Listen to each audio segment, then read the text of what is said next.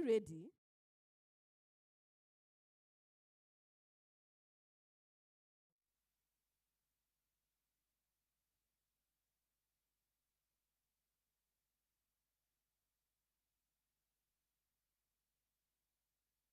Yeah. Pastor Kendi.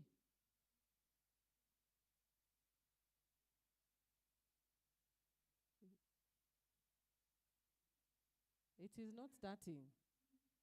You'd have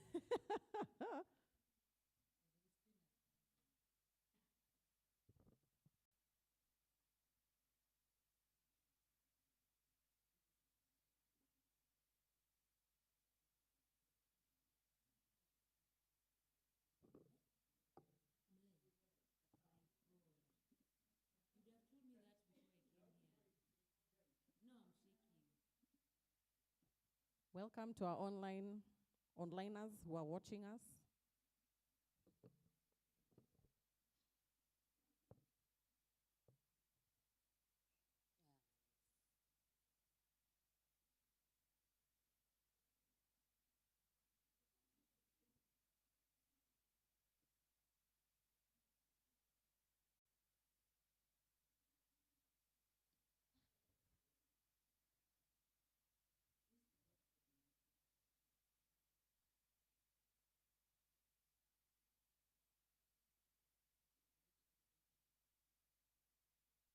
Oh no.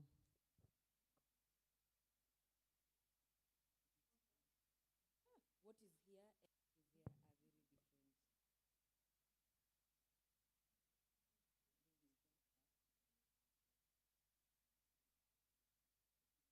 different.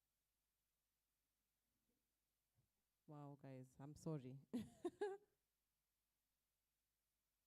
Tunasikia. Okay, so yeah. So I want to use that. I want to use that.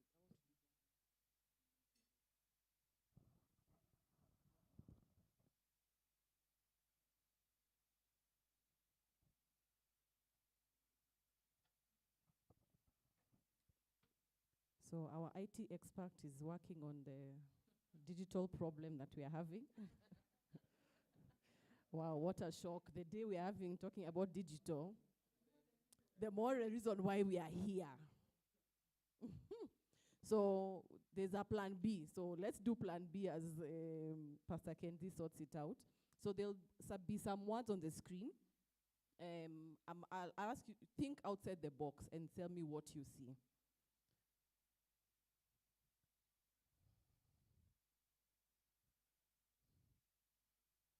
So look at what are you seeing? Hey, Sam is serious. He's wondering what.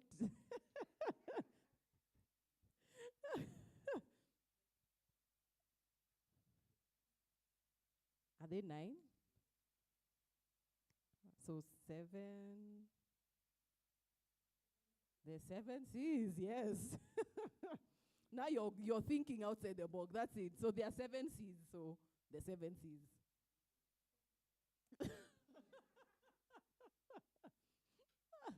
Here's another one. Hey, come on now. That's true.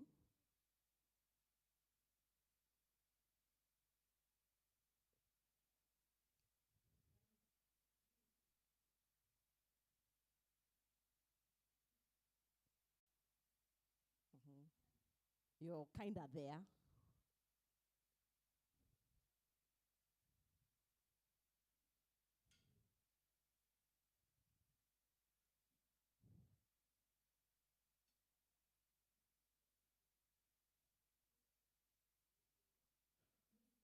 Missing you. Missing you, yes.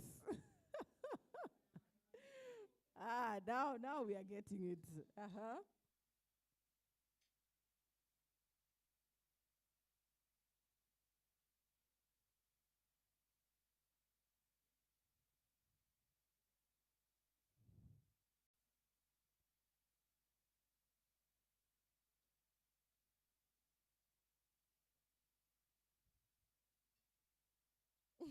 Sorry?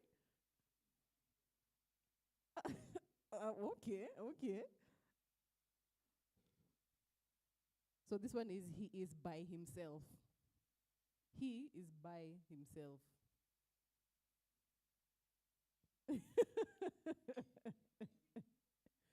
Uh-huh. Hey, come on. That was quick.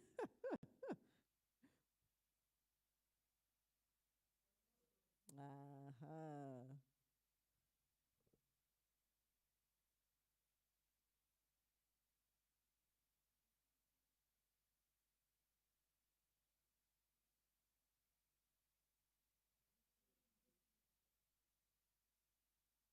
Almost. Just.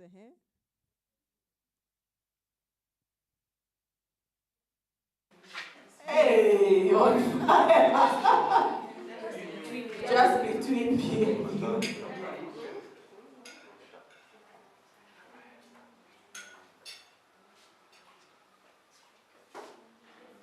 Uh-huh. Hey, now it's not being hard.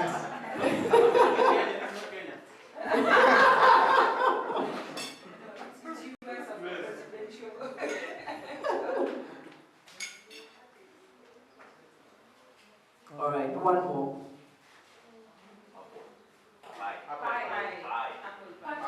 Apple pie, yeah. Oh, nice, nice. So today's topic is parenting in the digital age, and today we have our guest speaker, who is part of our community. I hope onliners you can hear us. Hallelujah, hallelujah. Awesome. Karibu sana. Welcome to Raising and Loving. Today we'll talk about parenting in the digital age, and I'm also excited to hear what he has today for us. There are so many things that we see nowadays, children with know how to scroll and swipe up. I have a 1.5-year-old, and she knows, the aside button. She knows if it's not on, she knows how to put your hand to switch it on. And she knows that you need a fingerprint to put in, to unlock the phone. That wasn't back then when we had to understand, okay, fingerprints. So there are so many things that have happened. So we need to be able to continuously learn and grow, and especially when it comes to our parenting. So today we have Paul, who is going to be sharing with us some beautiful insights. So karibu Paul sana. Karibu. Let's give him a round of applause.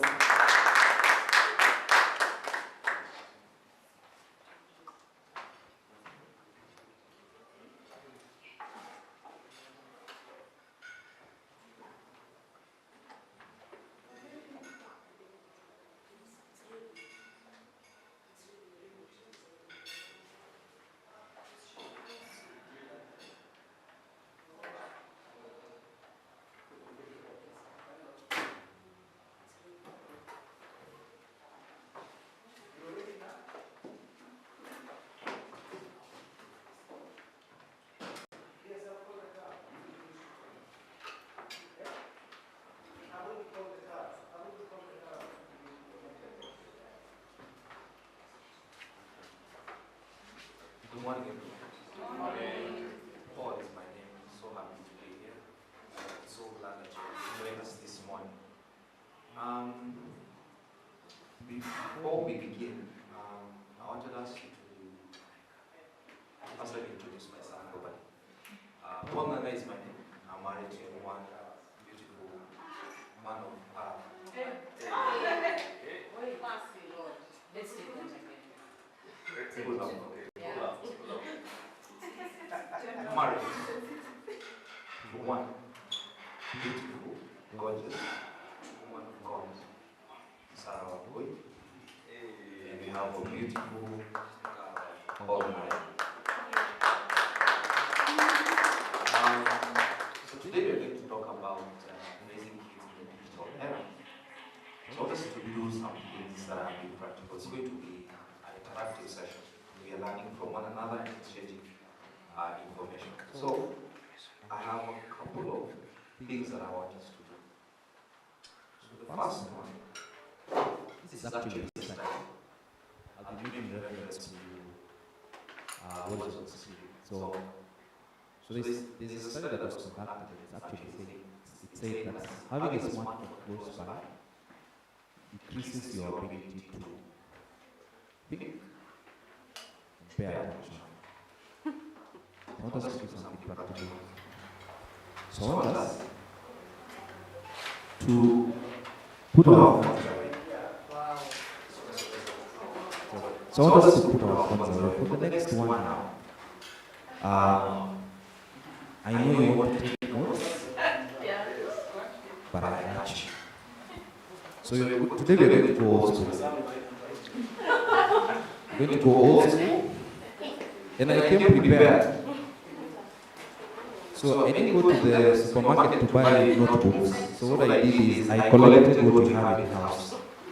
So don't judge. If you get, this is what probably go home with. How are you feeling as you handle it? There you go. So just yes, your phone is. So hopefully ensure that everybody gets a pen. Everybody gets a pen. Everybody gets somewhere to write. Yeah. So if you need to make a call to someone, your last call right now.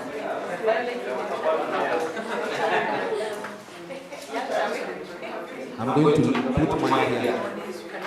Actually, let me put also mine here. If I need someone to do some calculation, what's the problem? What do you pick? My wife has 2 phones.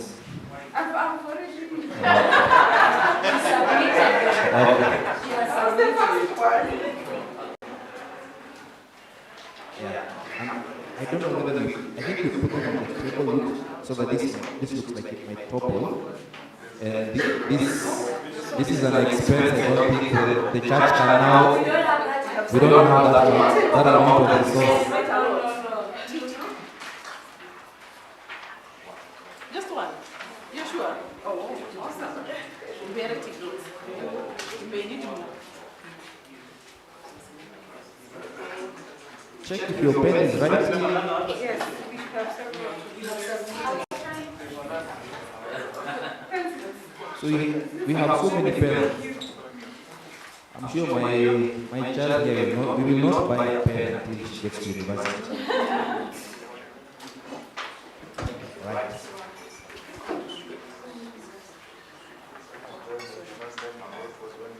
Good.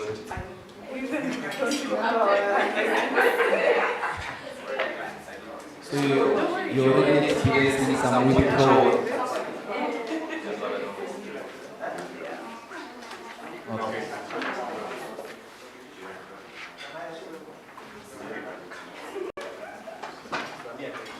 Come here. Don't sit too far. Yes. Okay. I'm sure most of you probably you will not put something down with your pen for some time. You've been either on the phone or your laptop.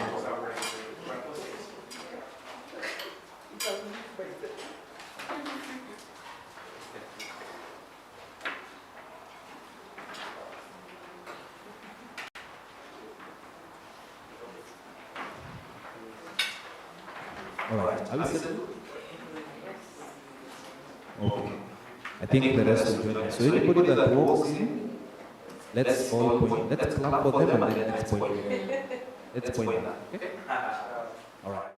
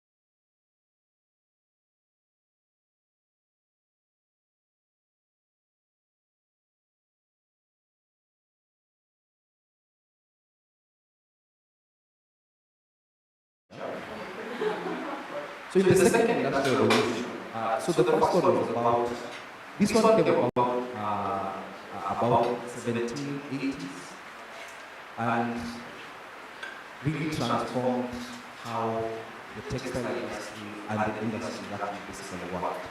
And then we moved to the second one, which was about 1870 to around early 1900s up to 1915. And we saw the introduction of one of the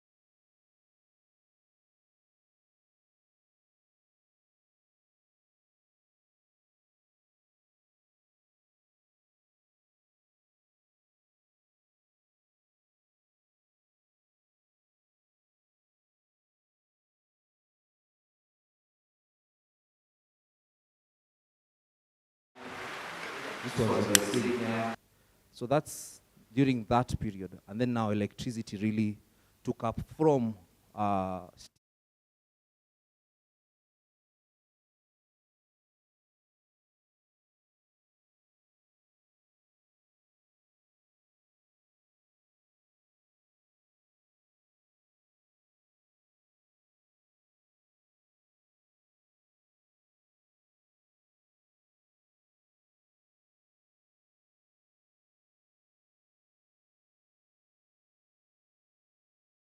choosing the states. That's when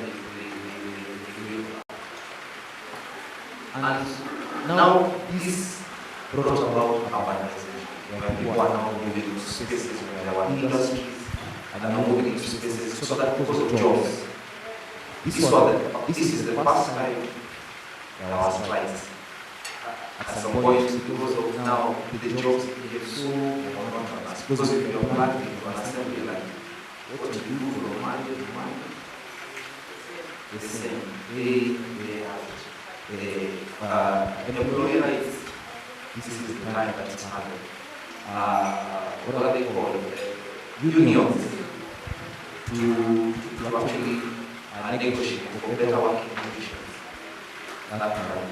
When this is also the time, the most significant time the rich to poor. Basically, because the industry is too poor. So a lot of manufacturing is this is what we require. And then also from 1930, the next industrial revolution was around 1969. 1969, there are people here like what we did that time. Yeah, so 1969, that's when we, that was when, I think in 1969 was the first time that the first computer that was built. Internet, connectivity between devices, the back we had. So this took place in the middle all the way until, I think, 2000. 2000, you remember the millennium mark? Yeah, so up until that. So here, now when we move to the core, the transition from this to this, so here we have the mobile phone that was developed, and then now with time it gets smaller, smaller. In 2007, that was the first time iPhone was launched. And then now that now revolutionized it. What was computing now was now internet. And then the fourth, 2000s, that's when we have the industrial revolution. And then even this time is when now it has so many aspects. Actually, there is a debate that we are individually. I'm sure most likely you probably hear. I also at some point, but then this is something that is coming up. Actually, this one, I think at the time that it is being adopted is 2020. Probably to find now the fourth industrial revolution. And really now we're now moving to a stage where we're moving into a stage where we're looking at machines and human beings now interacting, having solutions for that. So now we'll focus on the last two, but all is built up. If you look at from the first, so this has been, every stage has been a foundation for the next one. So the industry started off, then the assembly lines, and then now more inventions came up, facilities even better. And then now after this, now there's an aspect of connectivity, computers, processing our data, and then now moved now all the way to the psychophysical systems, Internet of Things, network communications, and then now from that now we have the human-robot collaboration, which is where if you are a film lover, you remember when it's called Terminator. We are getting the age of robots, and they are already in progress as we speak. So what is the fourth and the fifth encompass? This is again just an overview of what it looks like. So you have artificial intelligence. Right now it is seated there. There's a lot of it there. And as we are moving on, we are slowly seeing an uptick of this. And then you have what we call Internet of Things. Internet of Things, an example of Internet of Things is, for instance, Tesla. It's connectivity of devices or connectivity of vehicles or cars. So you know, if you own a Tesla, like a Cybertruck, right now, in the street you can actually sell the vehicle home. Yes, you can self-drive. Actually, right here, I think in the 2022, from 2022, BMW X5 model has actually an option of self-drive. As long as you have a road that is marked, you can sit in the passenger seat and it cruises. So, Internet of Things, that's now the connectivity where things that we have are now connected and are now working in the daily life. Things like Internet of Things is there's a smart device, including a fridge. I think you saw one on LG launched one, the one you knocked twice. Yeah, so as we're progressing on in Africa, we're still a bit slow on uptake, but it's still coming. But it is to the point of that your fridge can actually send you a text and tell you we are low on milk. So that's the Internet of Things. Now, your house becomes a smart house. So we are placing our phones right here, if you don't mind. And then I'll give you somewhere to write if you need to take notes.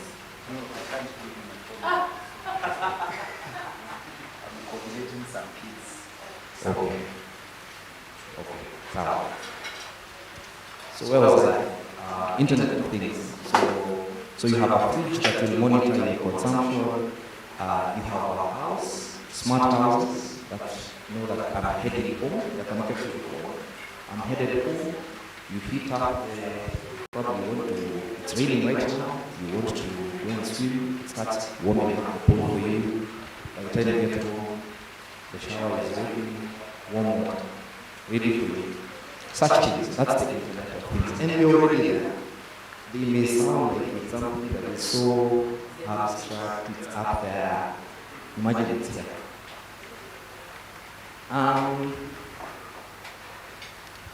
Then we have others, cloud computing. Right now, with information, you don't need to have everything here. All of you have emails. You have where you store data, where processing of your data is stored. That's the cloud. So this era has also got that.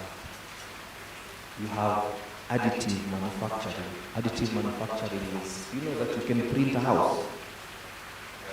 Right now you can do like 3D printing of an entire house. So now that's additive manufacturing. And in this era, that's that. And then you have augmented reality, which I actually think is one of the most destructive. It's an amazing experience, but it's the most destructive thing in this era, especially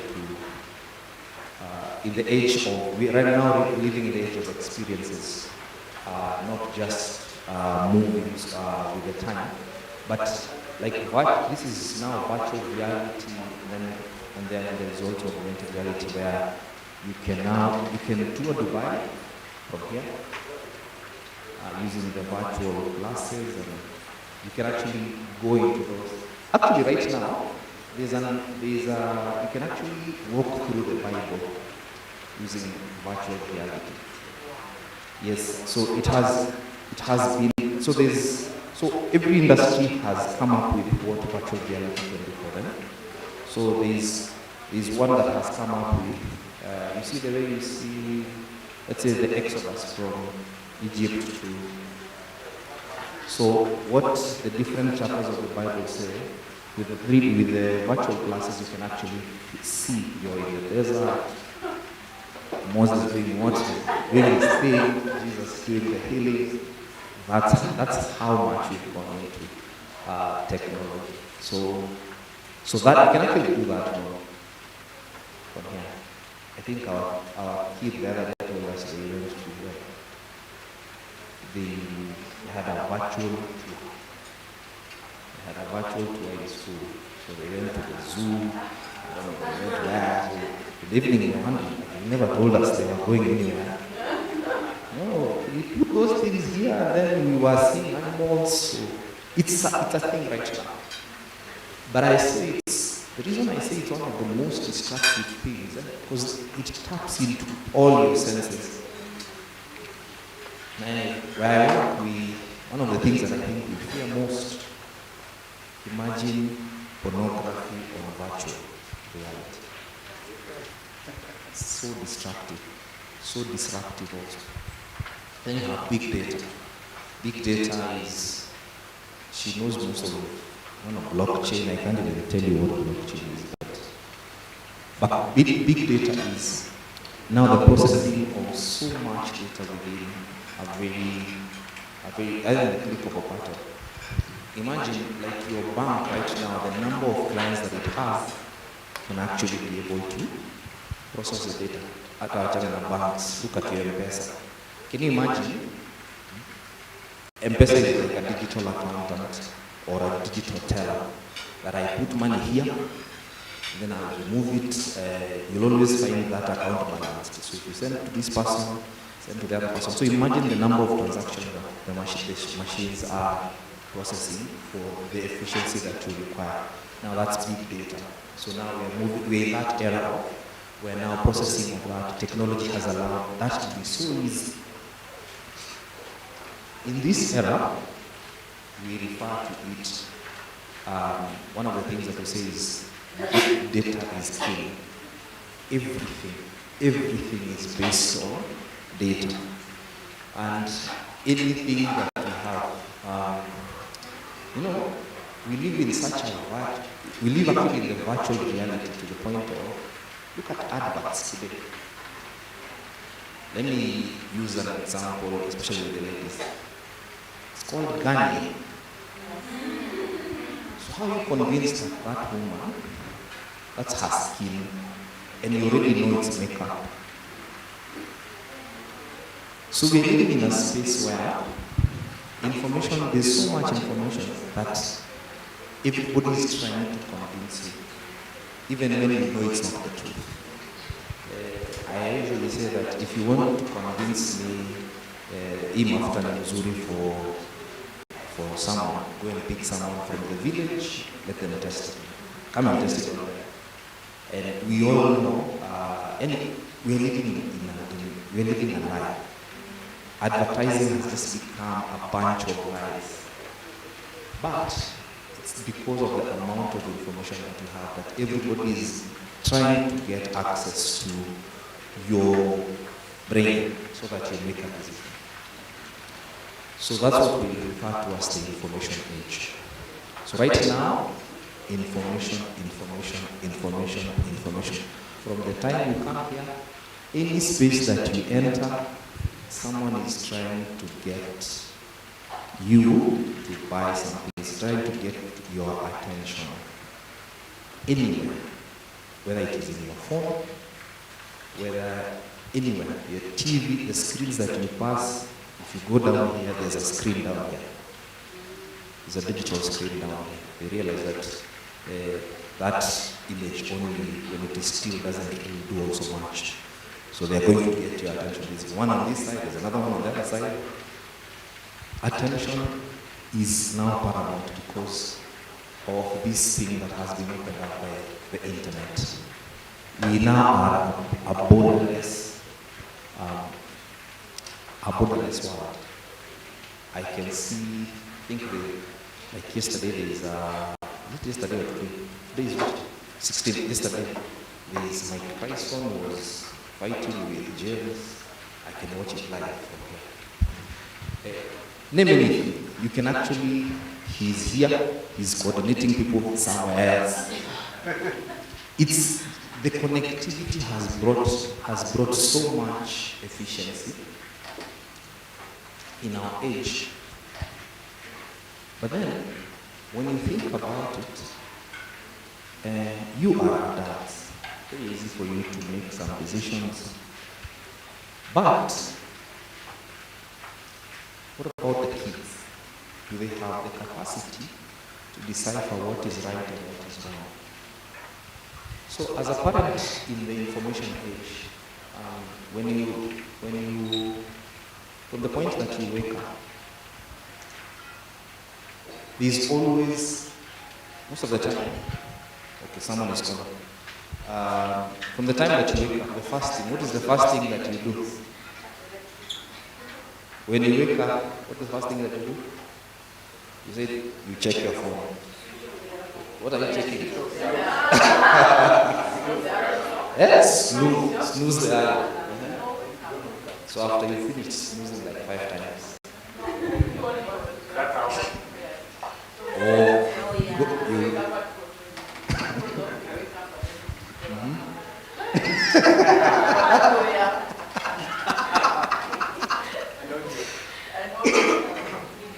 You don't check for messages at 4:20? Okay. Okay. But, as a parent, you're an adult and you can actually be able to process these things. But, there are quite a number of things that your kids can't comprehend. But even before you get there. So what's one of the things that you love? One of the most outstanding things that technology has done for you? You can work from home. Shop.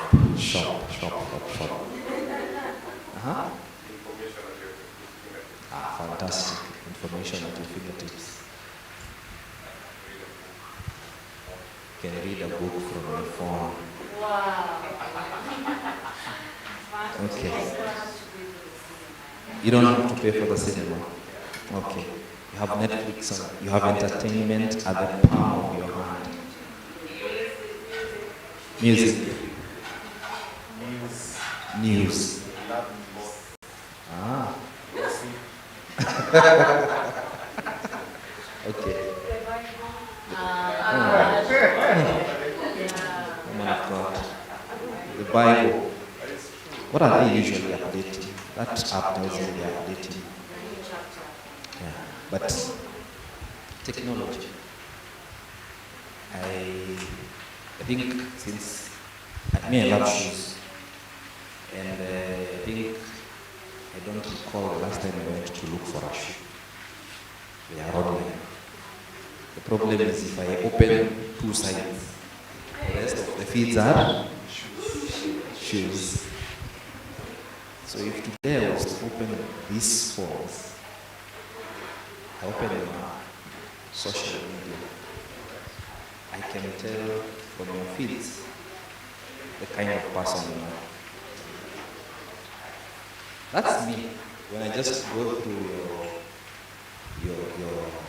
your feeds.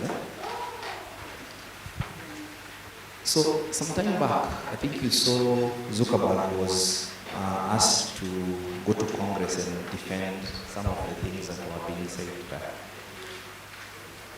So one of the ladies that was working at Facebook, one of the things that she was saying is that they collect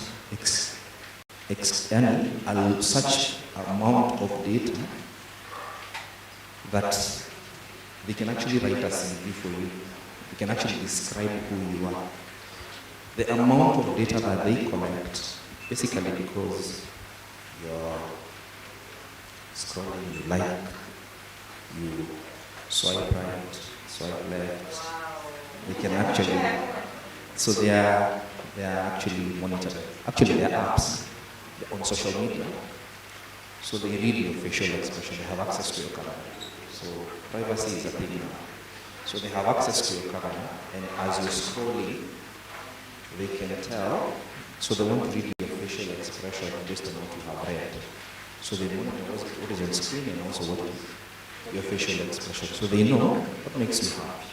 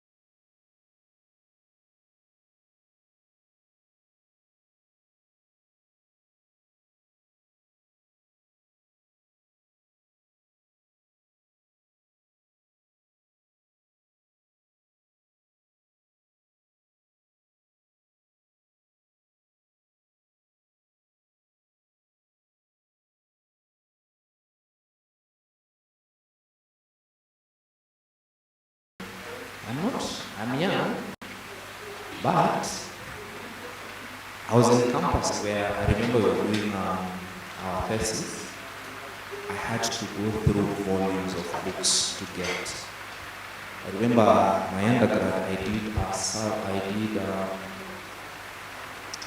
I did the effects on, my background is in finance. I did a study on the effects of mergers and acquisitions on the share price of companies. I had to read newspapers for 3 years to be able to get, you see the listings for NSE, so that I monitor pre and post mergers and acquisition of the different companies.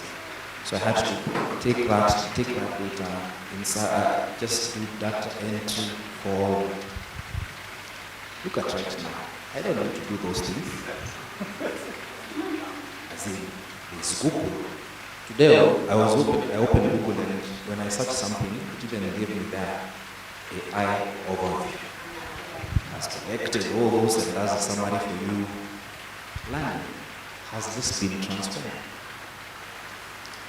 So, in this era, information is everywhere.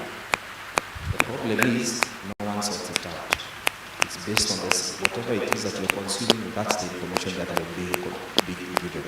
So remember, if you're on a downward trend, information, that's what is being channeled to you. As a parent,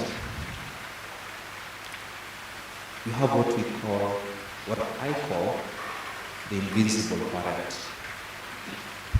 And the invisible parent is more informed. The invisible parent is more intentional. The invisible parent is more available. That is AI. And AI is not something that is tangible. AI is a technology that has been adopted in the different things that you're doing. It is in your social media, that's why you organize. It is on your Netflix, it will choose for you. People that watch this also watch this. Here are titles you may like. Okay? So it has been integrated in everything that is digitally available. That's the invincible parent. This parent, your kids listen more to them than you do to you. Whatever you tell them, they verify here. And this invincible parent is also, you remove the parent, is the invincible doctor. Right now, if you wake up, you have a HCV here. Very fast. The invincible doctor. Start at work with an assignment. ChatGPT. Where do you go? To the invisible consultant. Whatever anybody tells you, your kids listen to the invisible parent more than they listen to you. Basically because of the time they spend on those spaces. Whereas the invisible parent, there they are on social media platforms, any form of entertainment. This is not even exhaustive. This is just something. These are some of them. This is a sample. And they are coming up every. This one is the library of all. Another set. The ones that are not here. So and every single day, they are being developed. Why? Right now you have an app for losing weight. You have an app for gaining weight. You have an app for literally almost everything. Sorry? You have a step tracker. You basically have everything online. Entertainment has never been as it is right now. It has been defined by this because of the information that they collect. So, the intention of all people that are on this platform, or have you asked yourself, why is this app free?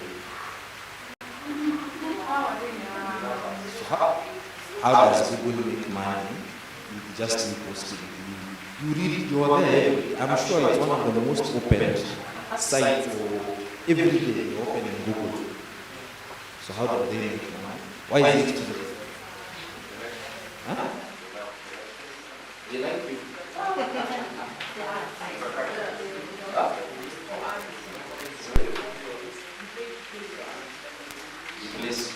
You pay this for that. Okay. Information is what they're looking for. Once you like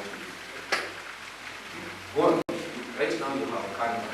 You have Canva is what you use to design, do some design work if you want to. Who gives you an app that you will design and deny someone else the job? You are looking for info. There is something called grammar, which is very popular amongst us. No. You pay for it. You think someone just had spent their time, created, and then I want to help, I want to change the world by helping them with their grammar. How should like to? Information is what they are doing. They are collecting data. They are collecting data every single day. So they are preparing spaces to collect data. Every app that you open, everything that you open. There's nothing like free. Nothing like free lunch. Indeed, there is nothing for free. Ask yourself, Gmail.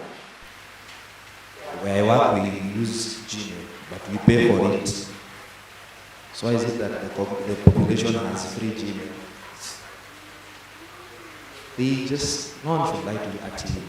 We shall secure, we have no access. Lies. Lies. No one will store data for free. No one will have servers filled up with information that we don't need, that they do not need.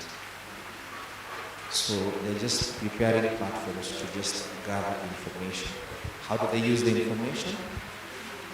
When was the last time you had a release of research or like consumer trends and what? They don't issue those things no more.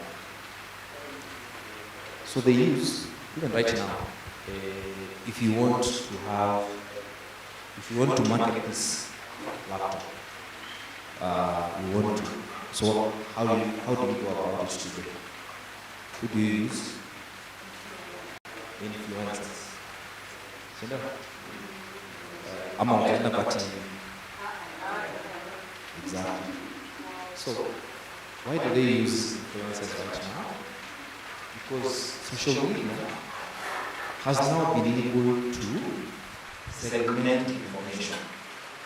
it is now, because now they have all the information about different activities. The only thing that I need to do is if you are an influencer, give me your analytics about. I'll see who your audience is, where they live, their age, the interests that they have, just stuff like that. That is what the market will look for. And that's the person. So if your people are chats, you may have a massive following but our Oshago. Not just that. So right now things are more targeted. Basically because of the information.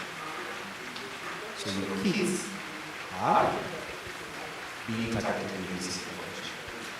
You can actually be able to navigate through that, but your kids may not be able to do that. So we have the downside, but we also have opportunities. There are people that have exploited the internet and have become something else. So in this slide, this is a list of 2021 of the richest kids on YouTube, from YouTube. So this one, we did this math,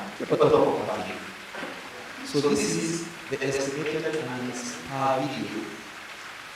We converted this to 32 million as of this morning's conversion rate. 32 million.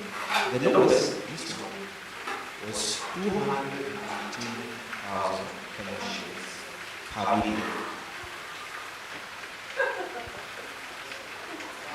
What do these things do? They review toys for your kids to buy. They review toys their parents have just harnessed. Actually, this was actually among, I think 2019 was the highest guide. So the biggest toy brand, look at them toys, let them support them. If they like it, sales will soar.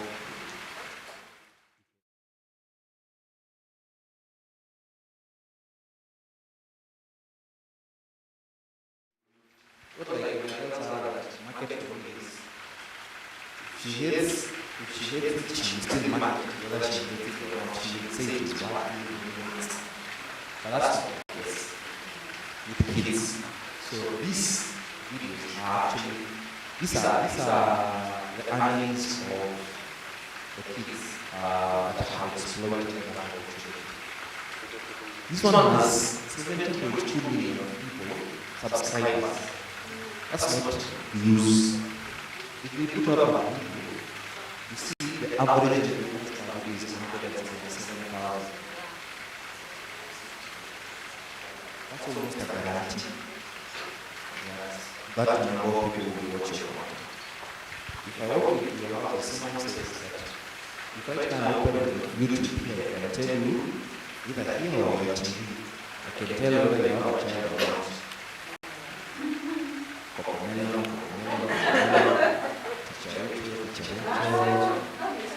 or Miss Rachel. Oh, so you can actually tell. Information. So I want to play a video here. And this video, probably we can watch it. But let's watch it and then pick it up from there.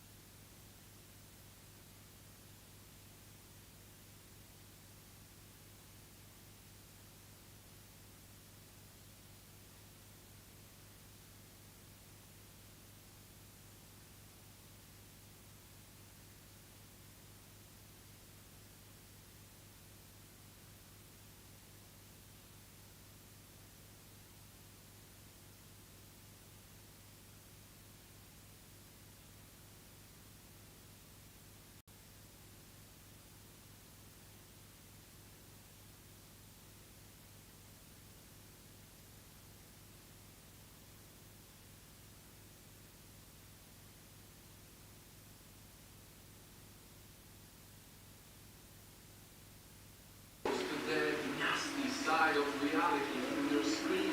I mean, do you notice how our Gen Z cues that seem to suffer most often anxiety, depression, age, dysphoria, and all the other mental health issues? That so many parents who grew up without iPads, without iPhones, without smart devices, act as if they have no clue what to pull out if they take the iPad away. That's why it's just so ironic because Steve Jobs himself, who created the iPad, once said that he would never allow his own kids to use it. The Apple founder actually would not let his own kids play the computer. Because he himself created an addictive machine that is specifically manufactured for your kids to make cookies. Your kids are being targeted with overstimulation, with YouTube channels like Coco Melon, using the brightest color plastic lights and memorable music, all acting like flight stimulus in children's minds. They won't be able to resist this. They are almost hypnotized by it. And soon, like junkies who need to get their next fix, everything else, then the real world will play in comparison. But what either wants a hockey game because they're too busy playing a game of hockey on the iPad instead of watching a hockey in real life. They are raised by the algorithms. They are told by reality. Until the online world they always watch starts to blend with their real life. And they find it difficult to see the difference in both. I mean, let's be honest, I'm sure you've noticed how some kids these days already speak and act when they are in video. And perhaps the most disturbing thing is not just what they watch, but who is watching them. If you don't allow your child enough, they can encounter evil channels on YouTube or TikTok that fool kids with twisted versions of cartoons. On the left of the screen, there's the real episode of Defecating, and on the right, that fake that you're talking about, fear, torturous appearance. If you post your kid's face on social media, it can be free for any creator to do and download. And if you don't monitor what music or shows they consume, they will start idolizing questionable people, normalizing horrible things way too soon. You guys' daughters are twerking as fine. Fine. Where's the parity? But, like, hearing all these concerning things, is the problem really with the iPad, or is the problem with the time? We believe in first iPad, but she has three tablets. We're only on the third one right now because the other two broke. But yeah, no, one more thing. I might get her either way. Because while these future problems are very real, it's also true that these gadgets after all, the iPad is only just a tool. It's all about making sure you use the tool and not let the tool use you. Finally, how can you save your kid from this dark future? It's simple and it breaks being a parent. And let your kid be a kid when they grow up. Don't just give them a tablet to be cute. That's why the iPod out there are coming out of cupboard. A little more than a minute. Let them go outside and touch grass. Let them have the same rich childhood. Because boredom is really where the creativity can shine. And if you absolutely have to give your kid an iPad, make sure they are at least 3 years old. And please keep it to a minute until they learn to never forget more. Where do you want? I told you can't have it. Until they finally realize that real life and real experiences will always be way more special. I need everybody else to promise that we are not going to take iPad. Please. Like that, with an open heart and a genuine interest to make this world a better place, please share this video with friends and colleagues. If you believe that iPad kids deserve a better future, and if we care enough to make this a true, we should start forgiving them with better childhood years.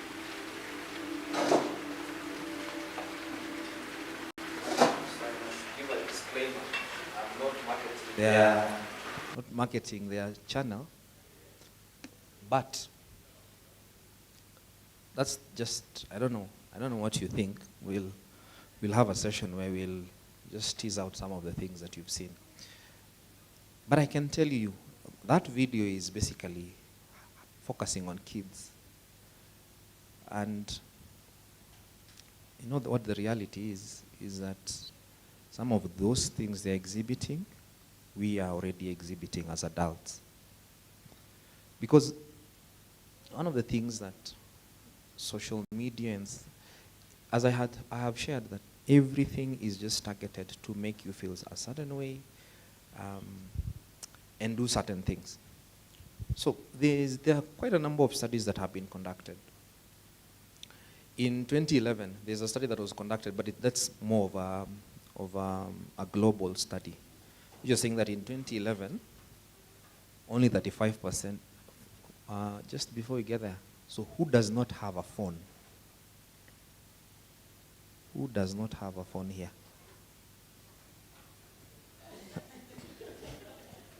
Not with you, who doesn't own a phone? So it was saying in 2011, 35% of adults owned a smartphone.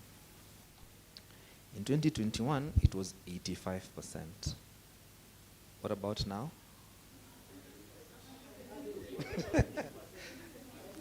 She has 2.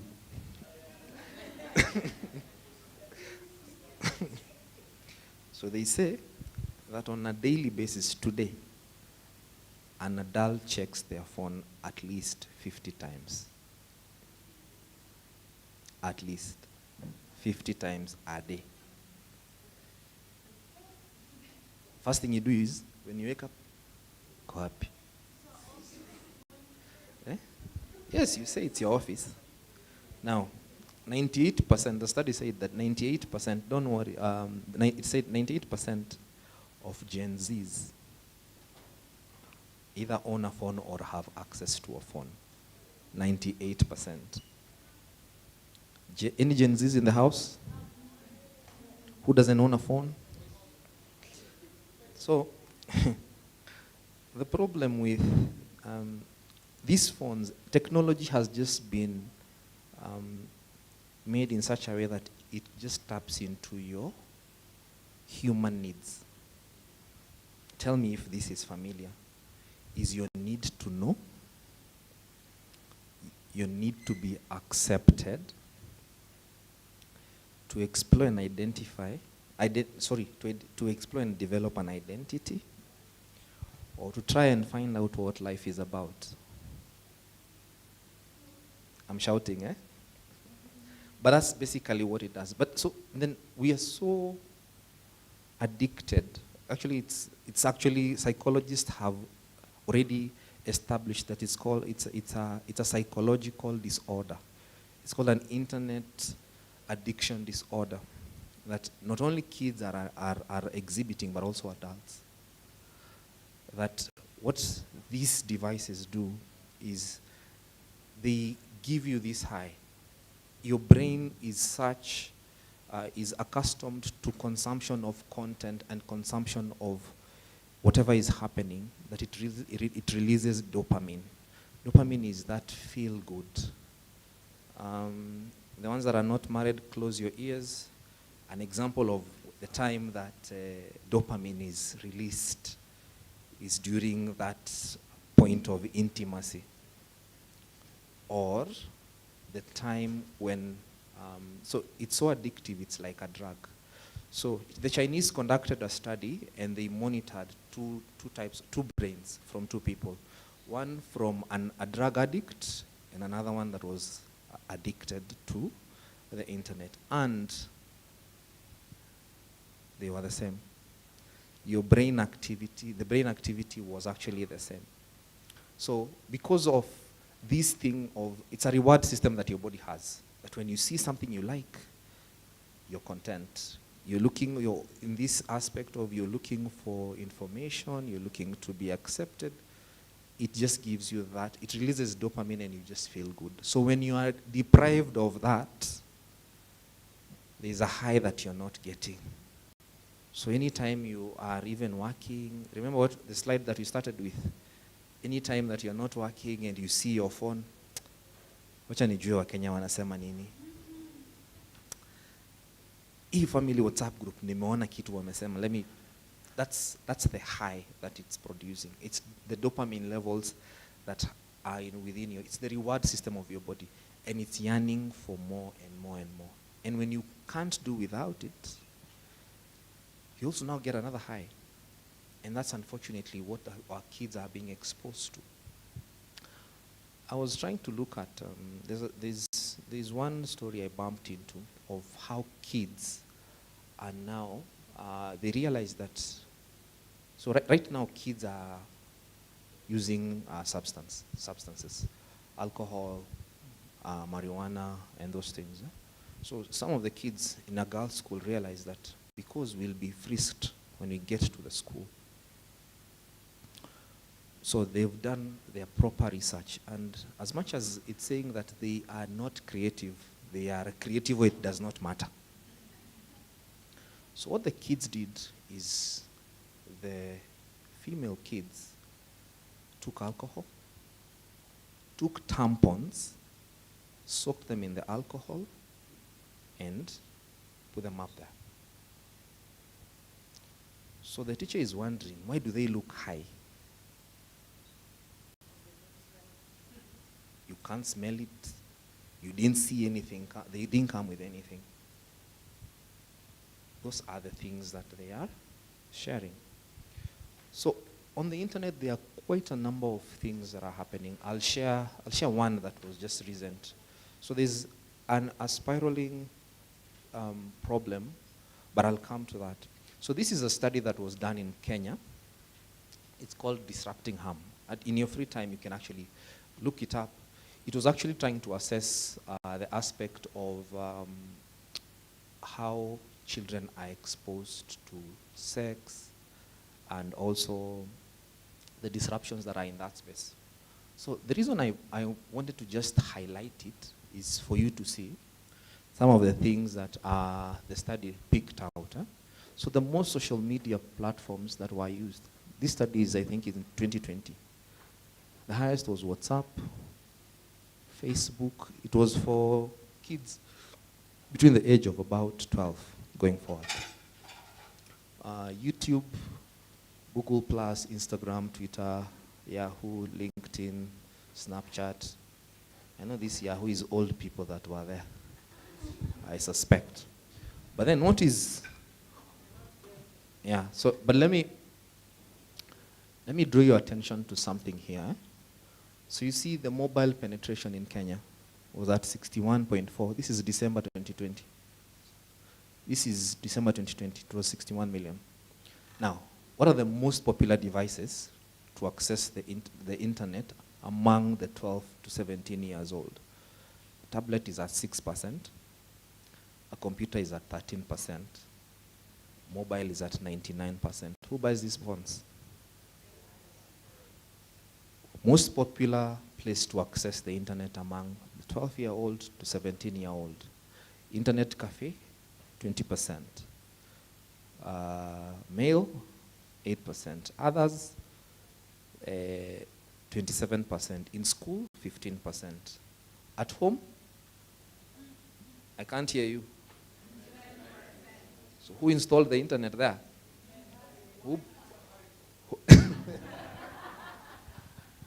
Who pays for it? So, the reason I wanted to show you that is everything is happening in our homes, not in school. Yes, there's an aspect of school, but what they'll do is they'll pick up things at school, but because most likely they don't go with devices at home, uko wako field work, then they come home and get into the practicals. So, because now that is where the resources are. They do the data analysis up on Dani and implementation of the same. There are quite a number of things that have taken place in this space, basically because of access to internet. And it's one of the things that ranks up there is imitable behavior. And this imitable behavior is causing quite tremendous problems, especially the young people. Kids from her age all the way to even post around 20s, in their mid-20s there. So one of the things you'll find is, what you'll find on social media, you'll find competitions, challenges, and the likes. So in 2017, I don't know whether you remember, there was one that even reached Kenya, and there were incidences. Do you remember something called the Blue Whale Challenge? So the Blue Whale Challenge, for those who didn't get, was a game that was online. It was a challenge. It had like 50 tasks. But then the ultimate task was you harm yourself or you kill yourself. And it's unfortunate that kids are so gullible that they get to that point. There's another one I was watching. It's called, Russian roulette. Russian roulette, you see a revolver, a gun. A revolver, you remove all the bullets and you remain with one. So kids are, in the US, they have access to guns. Your parent has a gun or something. So they have a revolver. So you take out all the bullets and you let one remain. So you are recording yourself. So because the revolver has that chamber, so you turn it and then you lock it. So what you do is you put it on your head, pull the trigger. So one kid did that. The first video, no bullet came out. Tremendous number of views. Such a happy child.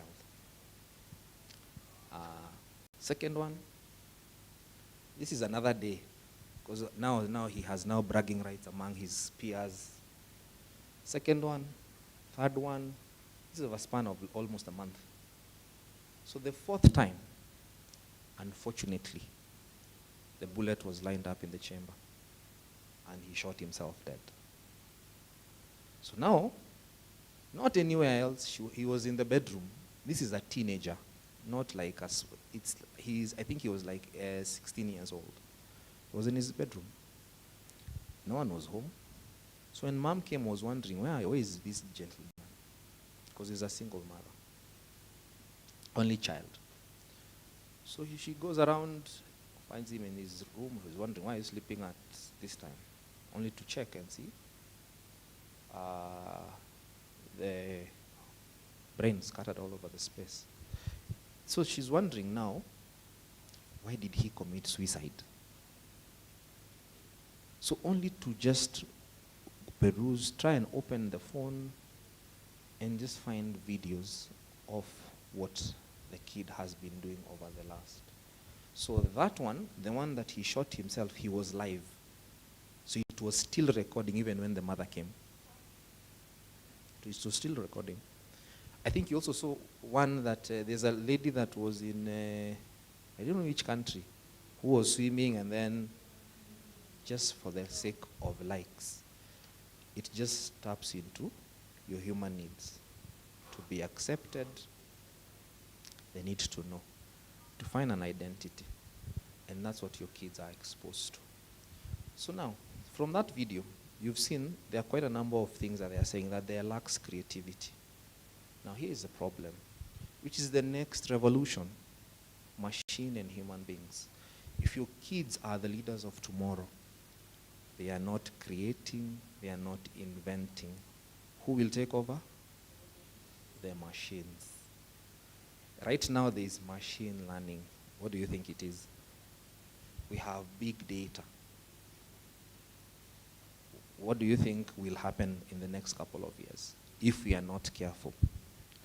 Most of the things that will happen is the machines will perfect what you're doing, and they'll take over jobs. It's a sad reality. They say right now they're going to provide jobs, but they're going to take over jobs. It's going to be a very sad state. Every day I'm seeing what that Terminator film was actually talking about. And it's slowly becoming a reality. So we've also experienced high rates of suicides among young people. Basically because you see right now, if you tell your child, stay in your room, Is that a punishment? That's where they want to be.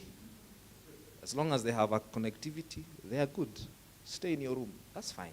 I'll actually not even leave this room. What are we doing? As a parent, one of the things that you need to do is you need to be aware. You cannot, remember I shared the intention, the invincible parent. The invincible parent is learning every day what your child wants.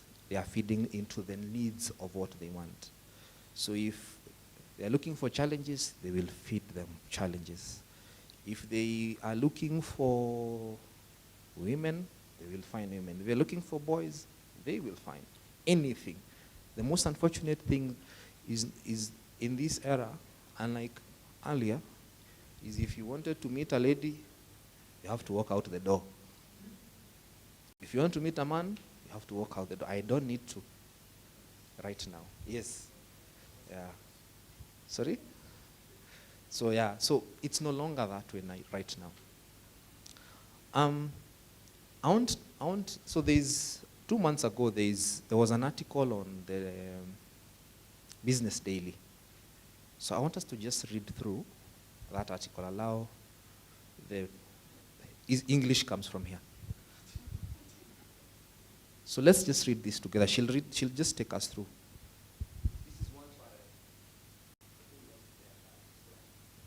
By Thomas Bosiri. The pain is indescribable, begins Rachel Care, her voice thick with grief. You never imagine outliving your child, and when it happens because of suicide, there's this additional layer of guilt and confusion. You're left constantly asking yourself, what did we miss? What could we have done differently? Even 2 years after the tragic loss of her 17-year-old son, Kevin, who took his own life, the sense of inexplicable pain lingers in Rachel's home like a heavy shadow that refuses to lift. The weight of the tragedy, compounded by unanswered questions and missed signs, continues to haunt her family. Kevin was always quiet, Rachel reflects, her words drenched in sorrow. But in hindsight, I see that his silence wasn't just typical teenager moodiness. It was a cry for help, one that we failed to hear. Her memories paint a heartbreaking picture of how the unnoticed signs now stand out starkly in her mind. Rachel, a mother of 3, recalls how in the months leading up to Kevin's death, she was often tied up with work. During school holidays, Kevin would spend countless hours engrossed in video games, lost in virtual world of his PlayStation. I tried talking to him, she says, but all I could get were grunts or one-word responses. I shrugged it off, thinking it was just being a typical teenager. How wrong I was. Kevin's mood swings gradually became more erratic. He would snap at his younger sister over the smallest things and then retreat into the solitude of his room, sometimes for hours. Even Rachel's husband had attempted to reach out to him, but Kevin remained withdrawn, locked in a world of his own pain. There were days when he seemed fine, Rachel recalls, her voice heavy with regret. He would joke around with us during supper, or he would play video games with his cousins. Those moments gave us false reassurance, made us believe that whatever was troubling him was just temporary. Rachel painfully acknowledges that her son struggles to cope with her separation from his father, which had occurred 3 years before the tragedy. The cracks in their marriage, as much as they tried to hide them, were all visible to Kevin, manifesting in frequent arguments and the distance caused by their professional commitments. Pay attention. Your child's life may depend on it, Rachel says. According to Dr. Catherine Siego Motisia, a consultant psychiatrist with 2 decades of experience and a passionate advocate for mental health, teen suicide is an alarming and growing concern in Kenya. Citing the World Health Organization, WHO, Dr. Mutisia notes that suicide is now the 4th leading cause of death among young people aged between 15 to 29, a sobering statistic that continues to rise. Citing many parents are unaware of the warning signs. That has repeated itself. Many parents are unaware of the warning signs, Dr. Motisi explains. This, like sudden changes in behavior, mood swings, or withdrawn from activities that once brought joy, are often overlooked, but these can all be signs of a deeper issue. Overwhelming amount of information. She highlights that today's Generation Z and Alpha generation, teenagers are exposed to an overwhelming amount of information, much of it global, and not just influenced by their immediate environments, like their families or schools. They're absorbing content from all over the world, and this exposure is drastically reshaping how they view life, Dr. Mutisia adds. This constant stream of information, while opening new horizons, can also create a distorted view of reality for young people. Social media often portrays an idealized version of life, where everything appears perfect. Dr. Mutisia explains, rarely do people post their struggles, and this creates a false comparison. Teens might feel like their lives are lacking, worse than others, or simply not good enough. The resulting pressure contributes to a surge in cases of depression and societal behavior issues, often blindsiding parents who may have little understanding of the immense burden the children are shouldering. One of the biggest obstacles in addressing teen mental health, particularly in African context, is the persistence of harmful misconceptions.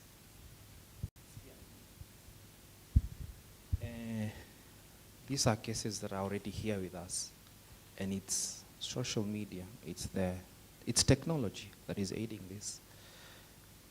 We cannot afford not to be aware, not to be informed, not to be intentional. I think we've highlighted this from our conversations, but these are some of the things that we are experiencing every day with too much exposure. Delayed development. Kids nowadays are actually, if you talk to teachers, they'll tell you, we have a Sunday school teacher, of a kids teacher, they'll tell you some kids struggle with writing. Motor skills are impaired. We have low creativity. We have delays in language development, basically because we think that giving them this thing will help them talk. And then we have also an aspect of mental illness, which is on the rise. Obesity, sleep deprivation, and aggression. This is very common amongst our children. Don't worry, we'll share these slides. So, with that, I'm just a few minutes away to conclude. So after all this that is so overwhelming, I was trying to figure out, so what does really a parent need to do? I actually now went back in time. So there's this project called Abecedarian Project. It was conducted, I think, in Carolina. And this project was, it was a study it's research that was being done for two sets of kids. They had 4 cohorts that were born in 1972 and others in 1977. And they were randomly picked. So basically, this was actually to aid in the aspect of how do we help the poor children, what can actually happen. So these children, they came up with specific things that these kids will do from infancy all the way to adulthood. Actually, to today, they are still monitoring those children. Even when you watch interviews, you'll see they are called actually Abecedarian child or mother. You'll see that. So they've tracked the progress along the way. So children from a low-income family will receive full-time, high-quality education and health and childcare from infancy all the way to 5 years. And they would curate, we will teach them, we'll have games they will play that are helping them to learn different things. And they will do this every time and monitor this. They monitored over time at age 5, at age 8, 12, 15, 21, and 30, and then the ones that were above that. So there were some that were in a controlled environment, and then there was another one, you see the way you have 2 sets of things that you want to test. So you have one that is in a controlled, you are born in this time, and then you have another one still born in the same time, but the variables are different.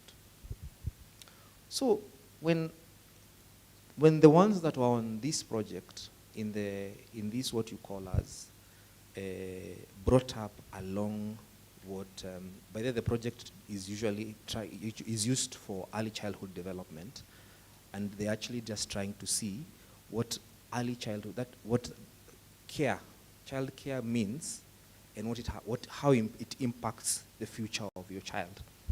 So now, after the age of 21, this is some of the things that they actually realized among those kids that went through that program. That the kids that went through the program attained more years of education. They were actually able to get a university degree. They secured a skilled job. They were less likely to smoke weed. And actually, they were even less likely to be teenage mothers. I don't want to get into the aspect of teenage mothers because it's a whole new, it's just a different topic. They also reported less depressive symptoms. This child that has been brought up perfectly well, a parent that has been intentional from day one all the way to their adulthood. Education and health, the targeted group recorded lower rates of pre-hypertension. They experienced lower risk of heart diseases. They were less, they exhibited less, they exhibited different aspects of obesity, but they did not experience any form of obesity. And then none of them had any metabolic syndrome that causes things like diabetes and what. And some of these people are in their 50s, they are still in the program. And that's what they are. So for me, this was it was an eye-opener. I know it's for a different research, but it's the intentionality of the parent and looking at the end goal of what that looks like. So we have another study. There's a scholar called Chris Rowan who has prescribed several things when it comes to content consumption for kids. Actually, WHO says between 0 and 1 years, no technology should be allowed near a child. According to this one, it's still, because those are still the developmental stages, they said 0 to 2 years, no screen time. Non-violent TV, never. So for them, let them be kids. Let them stay out there, go and play, get dirty, jump around the house, break toys, buy all of them. Let them break them. They are trying to find out what is inside there. That's what is prescribed. 3 to 5 years, how much TV? How much screen time? Weekend and Saturday, moderated. And you have to pick what they are watching. So you have to watch yourself, you have to understand what they are watching, and you give them moderate. Non-violent TV, okay. Anything, handheld device, no. Non-violent games, no. Violent games, nothing. Violent online and pornography, nothing. Actually, pornography, nothing anywhere. So, same case, 6 to 12. 6 to 12, I can guarantee you in this room we have people who have kids and they have phones. So they're saying, kidogo, weekend, Saturday afternoon, okay. 19 is where we get here. We have PS5s in the house, we have so many games that we are playing. But that's the prescribed. And it has been proven. It has been proven, and some of these things we just need to read around. So, I also tried to Google what is parenting. Actually, I think this was Britannica. So it says that the process of raising children and providing them with protection and care in order to ensure their healthy development into adulthood.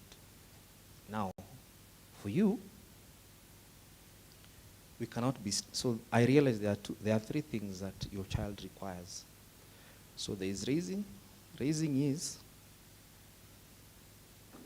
you want food, you have food. You have shelter. You go to school. That's raising. Unfortunately, wengi tuko hapa because of work. You can't do much after work because you'll just do. I'm providing, don't you see how hard I work for you? But then there's parenting where you're now becoming intentional. You have to start explaining and being available. You mentor your child, you hold them in whatever it is that they are doing. You're aware of what they're actually doing. And then there's discipling. You come to church, every day you bring them, but you need to be a bit more intentional for them to understand what Christianity is. What does a Christian look like? And what are the benefits of that into your future? Because the disciplines found in Scripture are what actually will benefit our children. Proverbs 22:6 says, train up your child in the way he should go, and when he is old, he will not depart from it. So as parents, what are you being called to do? So the first one is provide alternatives to smartphones and technology. That means outdoor. Take them to spaces where use jigsaw puzzles. When you go to buy toys that are going to help them in the stage that they are in, that are going to help them in the cognitive development, in whatever that they are doing. Be the strong, wise parent to your needs. What do you mean here? You need to make tough decisions, and it will cost you. It will cost you your time, it will cost you your energy. It has costed you to be here. You being here, you have chosen to be the wise parent. Sometimes, being wise is, I have a meeting that I need to undertake. I need not give them a device to keep them quiet or settled. Our daughter here, we have deprived her of technology. I know at some point she says, what kind of parents are you? Because all kids that her cousins they have devices. They have devices. As late as yesterday. Yesterday she had her cousins here for worship night. And usually what happens to parents when you come with kids to a space like that, you want to worship, you want to be in your element. Don't want distraction. So when they start being uneasy, what do? Power. So this one, the cousins were started. There are two. So the auntie, 1, 2, the uncle has, if they leave the house, there are 2, everybody, they carry their 2 phones. Wewe yako, pewa.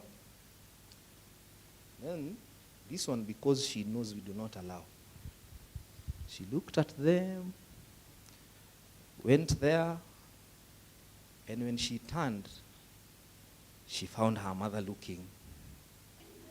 So she came back. She came back. So the auntie asks, what's up? She tells them, we came here to pray, not to play.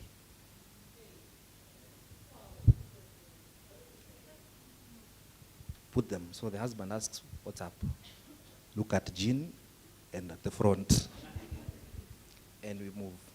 But, yeah. So those are some of the things that we have to make sacrifices and teach our kids. Then limit technology to use to promote children's connection to family and school. Have spaces where technology can be used in your house. If it's dinner time, do dinner together. Set devices up outside, as in somewhere else, like what we have done today. Ones that came later, I know you still have your phones. The others that are here. So set them aside. Nothing has happened in the last 89 minutes. You're still okay. So let's set them aside, have time, relate. Because in today's world, you're too busy. You may not have time to connect with your kids. You've seen the story we've just read. There are things that parents just didn't pick up. Mood swings, the children are withdrawing, And those are the common things that we see, and we say, you're an adolescent, that's adolescence, they'll get over it. But those are some of the small things that we are not picking out. Why? Because we're not relating. If you go to spaces where you have young people, everybody's in their phone, is on their phone. They don't relate. They don't even know how to have a conversation. How do you do that? Make them, when you're with them, ensure that no devices. If you have, just put measures that will help you connect with them. Then set limits for technology. You can set spaces, common areas that you use your phones. And the unfortunate thing is you must also toe the line as a parent. This one asks us, I'm talking to you, yet you're on your phone. So I'm talking to you. So she tells you that, you realize, hey, I need to. It's her time. When I get home, it's her time. So let's accord them. Set those limits. Let even the people around you understand that.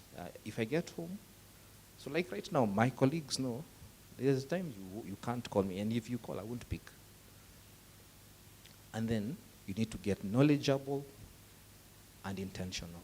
Remember the invincible parent who is more intentional, more knowledgeable, more available.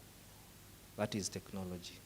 It is available, it is intentional for your child's attention, and it is always available, even to babysit your child.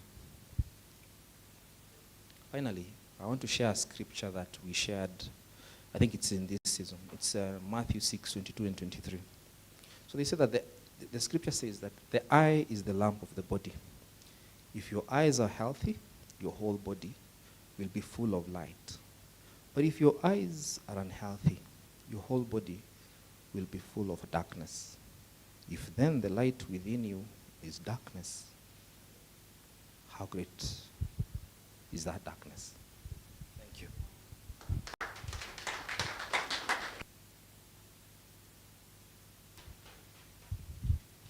Oh, wow. Thank you so much, Paul. Let's give a round of applause for him again.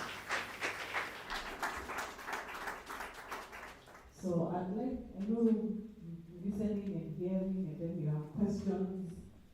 So I want to open it up for a few questions that Paul and maybe Samuel Wahu may answer. So I don't know if you have a question right now. A comment, that's also true. Joke? A slight remark? Huh? Yes. Any of those, any of the above. Thank you. Morning. So my name is. We have online viewers. Okay, morning. So my name is Martin. Dr. Jihari, Dr. Jabali. I think I don't really know what to say. It's like this class was for for parents. Actually, I thought that we needed both parents to hear this. So if you are here and your spouse is not here, just make sure they get this message. So I also have a dear Roma, because I can see you're somebody who knows about AI. So we are always using ChatGPT to do things. Even one I did yesterday was to prepare a schedule for my kids, because we realized they don't have a software. So in fact they challenged us. They told us, please give us a program, because it's 2 months. They wake up in the morning, so by default they go to screen time. So in my mind I thought we are not fair to these kids, because even you, just remember how you grew up. You didn't, you know the good thing with us. Okay, like me, I grew up in Nairobi, but I grew up in, it was Eastlands, but you see now those days you could stay in the house because it was so boring. So the only thing is you go out and you play, and I think that's how we came out. That's why we didn't smoke marijuana, maybe. So, yeah. So we are setting our up our kids to fail. I think the way we are parenting, because we are not giving them options, and those options are not going to come from the sky. They have to come from us parents.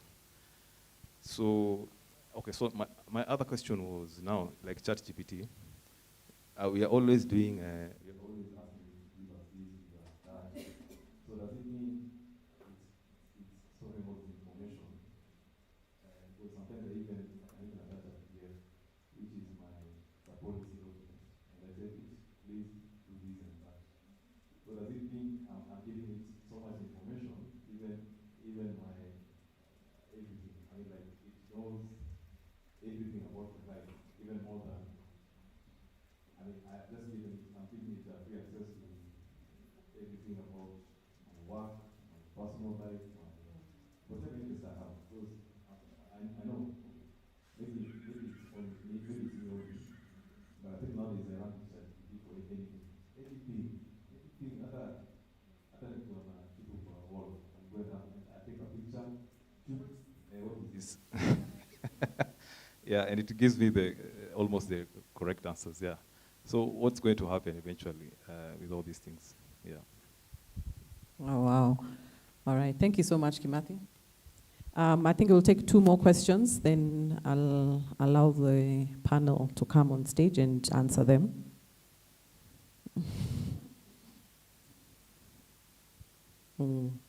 That's a good question. What are you doing during the holidays when they are here for 2 months?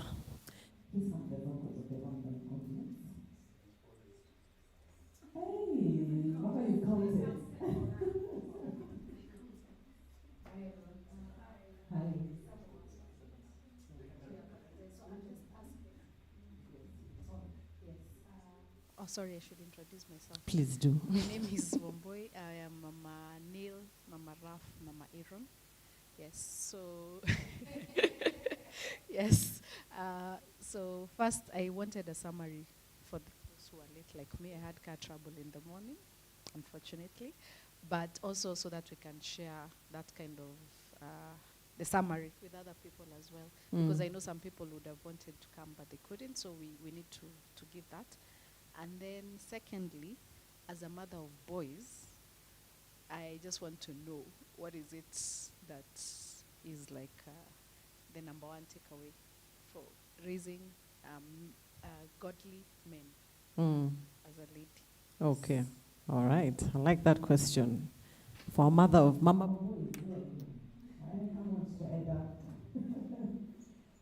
Yes, what do you do when you have boys? And how can you go to channel that energy into something productive? All right, thank you for that. Yes, there is the online link, so this recording will be available. You can go back and watch it, and also Paul will also share his slides with us. All right, Cookie, there's another.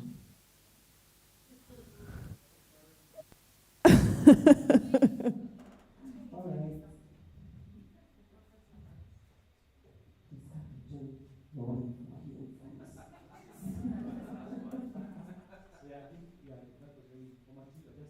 To know, even as Kimathi was saying, maybe we cannot avoid technology because it's there.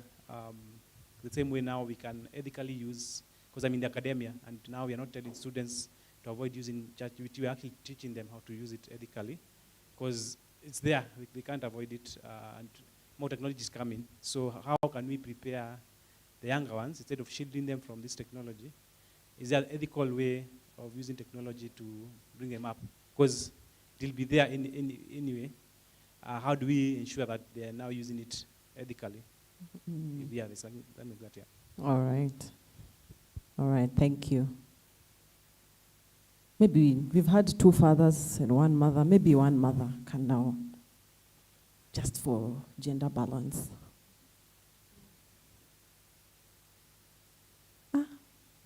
No, if I know all the mothers here.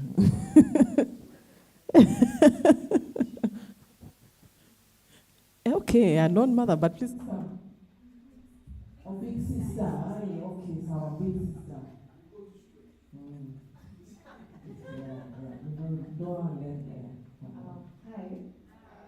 My name is Ivy, and I'm a mother of no one, but I'm a big sister. So my question is, so now I have this information. My sister is addicted. How do I draw her out of it? How do I get her to the point where she's not dependent on it? And she's 12 and 13. So it's already part of her. Yeah. Oh, that's a good question. All right. Hey, come on, Patrick. Please come to the front.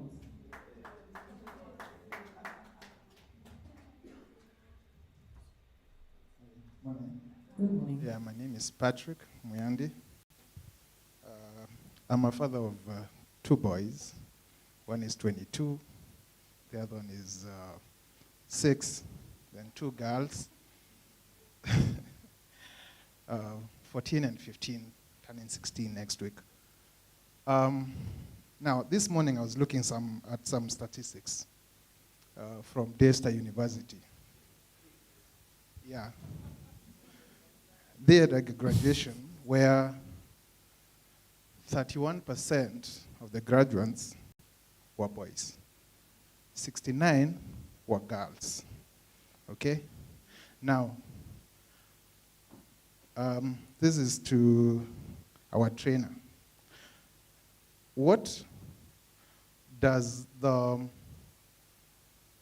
age you are in and the mentoring have to do with what is happening in the schooling or the outcome of what we are getting out there in education?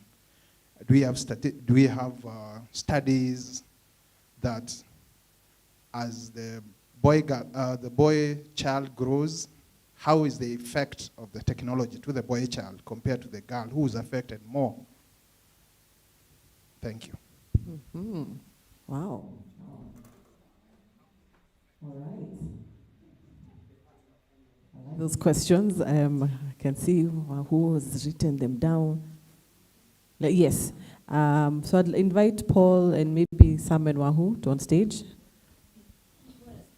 What a stage this is. Yes. Welcome. This is Sam Kibara with his wife, Waziri Kibara. They are members of this community, but they also facilitate our LAY experience, which is our intentional parenting experience, which we have at downtown. Yes, so Karibu Sana. He's well informed, well equipped. These gentlemen will share those answers to those difficult questions. So over to you, please. Thank you, Pastor Wamboi. Good morning, everyone. Yes, it's nice to see all of us that we are yearning for knowledge. And thanks, Paul and Sarah, for session well delivered, wasn't it? Yes, and I think we are very, very proud of you. And I also wanted to expose someone else here, or some people here, in a good way. And in I want to, Patrick and Esther there, Patrick has just asked a question. And I was really sympathizing with Paul, because the couple actually runs a company that does smart homes. Yeah. So they are on the other side of technology that when we were being told, you can tell your house, the house can tell you, no.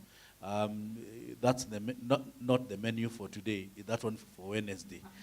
Things like that and all that. And I've had some sessions with them just to try and understand what that is all about. So as we are discussing this topic, it's a very interesting balance between how do we make sure that our children are not being left behind, all, they are at a space where technology is becoming an enabler to them, and they are getting exposed to what careers and all that, vis-a-vis this other negative side of things. So that's where we find the parent becoming, quite the role of a parent becoming quite challenging, because you got to create that balance, and it's not really possible for you to be with your teenager the whole time to know exactly what they are doing. So again, now that's where you have to just, to some extent, depend on what, monitoring things there are, but even better, just trust God that your teenagers and your people will get there. So there are several questions. I will not attempt to go into the one that is talking about statistics from Daystar, but perhaps comment on one side and say, yes, there is a real challenge we have with the boy child.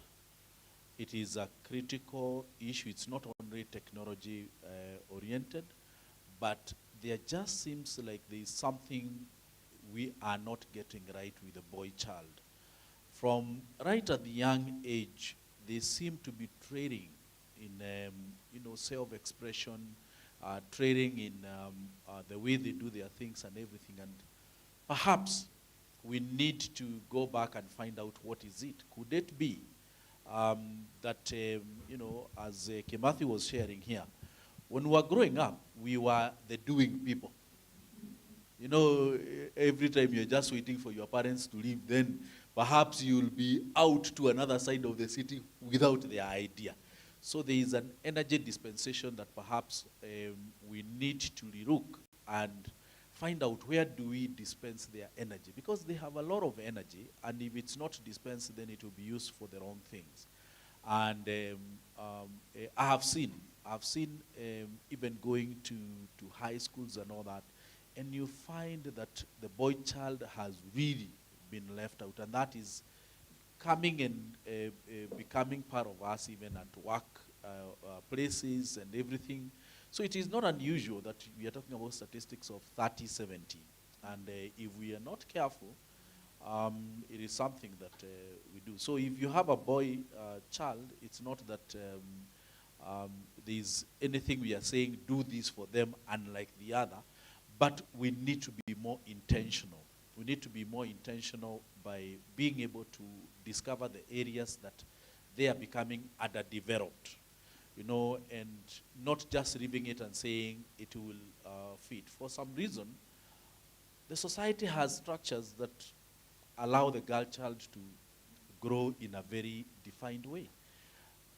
That's why even at adult stage, you have bridal shower, you have baby shower, that. I mean, there are structures that if someone is getting married and the friends feel that it's upon us to organize ourselves and put together this so that at least maybe just give some tidbits. What about the men? Nobody. And yet, once you get there, you are expected to figure it out. In fact, there's a joke I tell my wife. The reason why men don't share things, yes, the reason we don't share is because you are very keen, let's assume it's my wife, Wahoo. So what happened? Okay. Oh, that's a serious, they are very active listeners and they are with you. Then at the tail end, so, sasa utafanya, I mean, I don't want to be asked that question. I was just telling you because I can't figure it out. I'm just expressing. You encouraged me to express myself. And I'm just being vulnerable, telling you, I feel lost. Then at the end of the day, I thought you're with me. So utadu. What will you do? I don't know what I will do, but I wanted you to hear me. You get it? So please don't ask the men, sasa utadu, because I'm here with you. We are with you in this situation. So just say, wow, okay, let's just pray about it. We are in it together. Even if you know you are not doing anything, okay? So on that boy-child thing, to the mom who has boys, boys are generally strong-willed than the girls, you know. Just generally, just the gender thing. I mean, men are supposed to be harder. They are supposed to be, I mean, even when you grow up, when you, I hear you, you know, telling the younger ladies that when you go, don't pay bills, wait for the man to pay, you know. So, I mean, you are set up. So, yeah, you are set up from the word go. So, if your boys are not set from the word go, then they will find it very hard because they will get here. And all of a sudden, they are wondering, why am I being discriminated? So to them, they will not think that I'm supposed to be rise up and be the man, but they are here, they're thinking, why am I being discriminated? And the society will judge them and say, look, this is not a gentleman. Yeah, this is not whatever, but it's because they never grew knowing. So create opportunities for hardship. You know, we shared, some of you know this, that, you know, we occasionally just do some things that I don't think there's any logic behind it. But you sometimes just do them. You know, like we sent our girls the other time, you know, on a day like today. You see the day when you mothers, you're trying to find out, have you want are you warm enough? You know those ones, please don't go outside, you know. That's the day we sent our girls to Gekoba. On their own, with just a guide. And they go through from town, they go by tuk-tuk. And that tuk-tuk carries 6 people. So figure it out where they are. So by the time our daughter is saying, me, I was seated on one side of the driver. So you know, the rider is even telling you, no, move back like this so that I can see. You know, so I mean, the whole experience is saying, I can't get air, you know. So, I mean, you're creating an experience. They go there, then they get to Gikomba, so they are wondering, where is this? By the time they are wondering where this is, they're told, now, if you hear, you go down. Because that's a bell, and it will hit you. So, yeah, exactly. So in the evening, they are telling us that they are hearing in their head. You know, simply because you're creating an experience, because if they dare grow up and never ever have an experience of, they know LC Waikiki. So even when they are not so endowed financially, then they think that, where else would you get growth? They don't know, where else do you get growth? I mean, you only get that in LC Waikiki. So you have set up your kids. They need to know, so, and then the killer of them all, you know, now they were, after all that, now they were to be brought to Fig Tree. You know, they are Gara. So they were to be put on a mat. They come by themselves to Gara. So when they got to Gara and they saw their mom, they were not excited about seeing their mom. Our daughter, you know, the firstborn is very funny. She said, we wanted to hug the car, you know. It's the car we wanted to hug. We didn't know that we have such comfort. Are you getting it? So what we are saying here is that let's create opportunities. Don't be too, you know, we are really creating bubbles for our children. I have watched it. We are creating bubbles and we are saying, oh, we don't. Please, just watch. I wish sometimes you can go to, you know, places that are frequented by, you know, let's just put it, the Muzungu, yeah? Just to Shaba Cafe, go to Village Market and see. Those guys don't overdress their kids. They don't, you know, they just let them run in the rain. You know, yes, let's create hardships, you know. If you have a shags, you know, make use of it so that, yeah, you know, yes. This week they spent the time in shags, you know, just to, yeah. Yeah, so you can see Wahoo, you can register. Yeah, but what I'm trying to say is that, you know, I even mentioned about this struggle we are all having, where you're almost wondering, are my kids addicted? You know, because they didn't have anything. So I liked one thing you mentioned. Create a schedule. It may not be a strict schedule. It's not a timetable, but a bit of a schedule that a day is like in 3. So a third of it be outside. A third of it do something meaningful and useful for the rest of the family. And then the other third, you can now do TV and gadget. You know, I mean, even if you just divided it like that, then it is upon you to create what is this that the person will be doing outside. Create it. So the other day, I just went to the supermarket and I came back with a ball. You know, me, I have girls. 2, you know, and so now they have actually, once in the day they will go to the play area. Not that it is, it's not a field, just like a small area like this. But they have put that thing for basketball, and they will be trying to do that. It's not that they need to be basketballers, but you're trying to push them out to do something. You know, create those things for them and be very, very intentional in pushing them out there. So I think where it is addiction is just like any other. So it is not an instant. Don't go and say from today on. It will withdrawal might be worse. So let's just walk. And age matters, you know, because if they are preteen and teen, remember the stages, the seasons of parenting. We said at that stage you don't use force, you don't go mastering, you don't. You're not the benevolent dictator. Now by then you're starting to be a coach. So you say, how do you think spending time on phone the whole day does to you? Let them explain in their small ways. What do you think the famous people you like, how do you think they spent their time? Let them start identifying, and then you perhaps might come out with an agreement that we are going to have some 2 hours of phone free, you know, where you're going to put the phone away like we have been done here. You know, so you start small. And so now that we put our phones away, what are we going to do instead? You know, find out, and you might actually it might actually cost you, say, can we do a walk?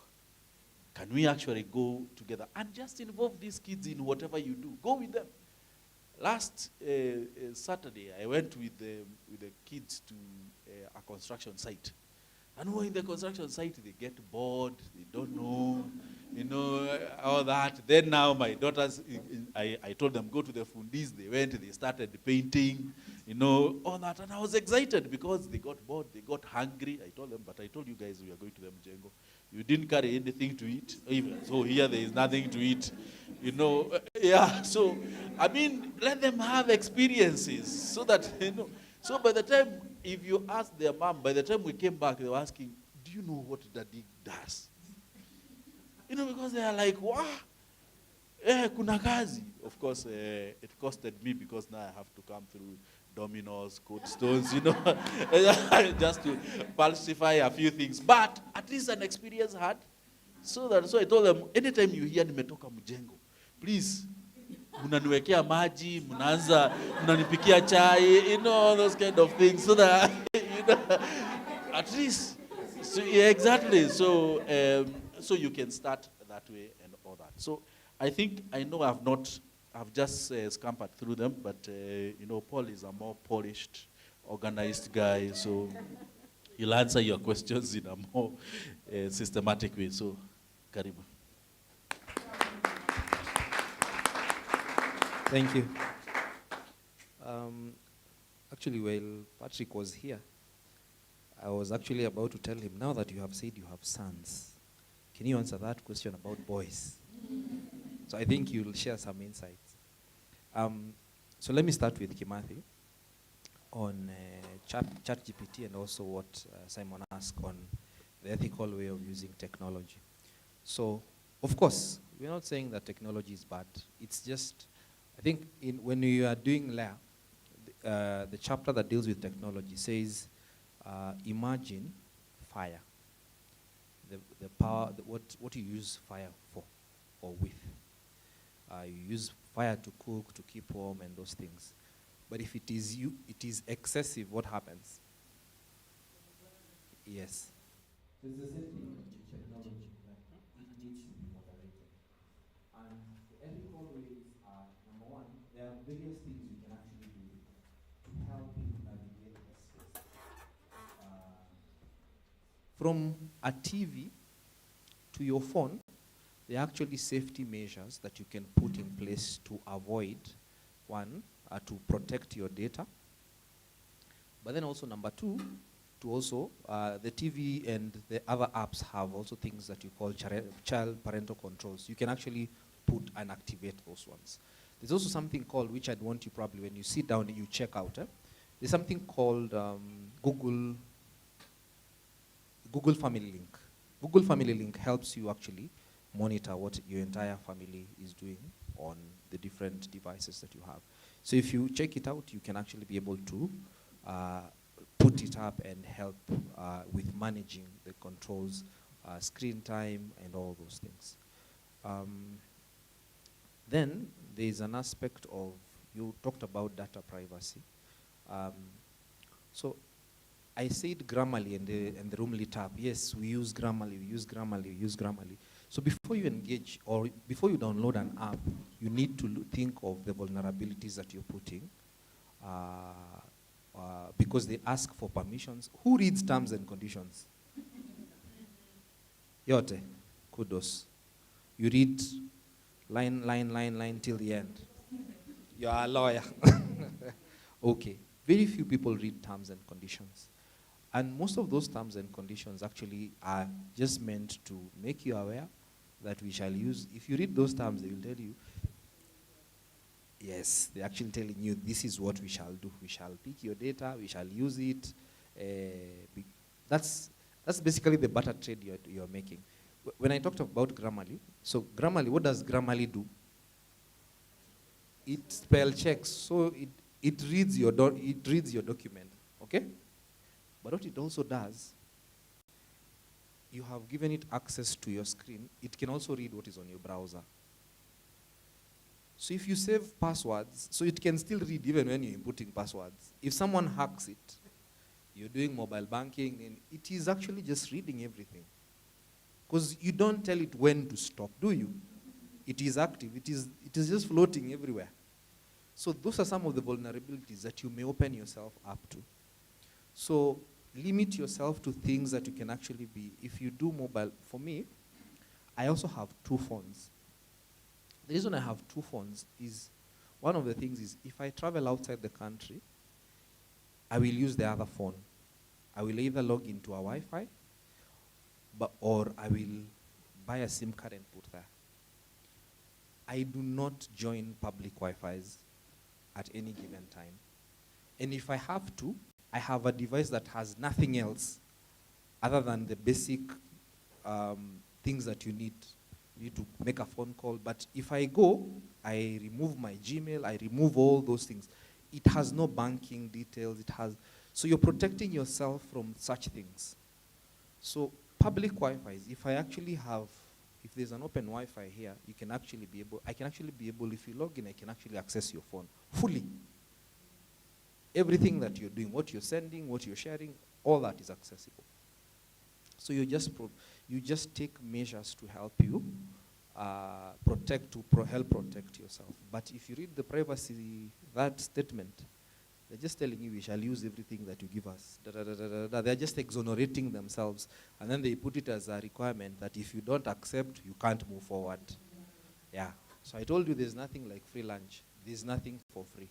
So you have to give to. Of course, there are things ChatGPT will help you.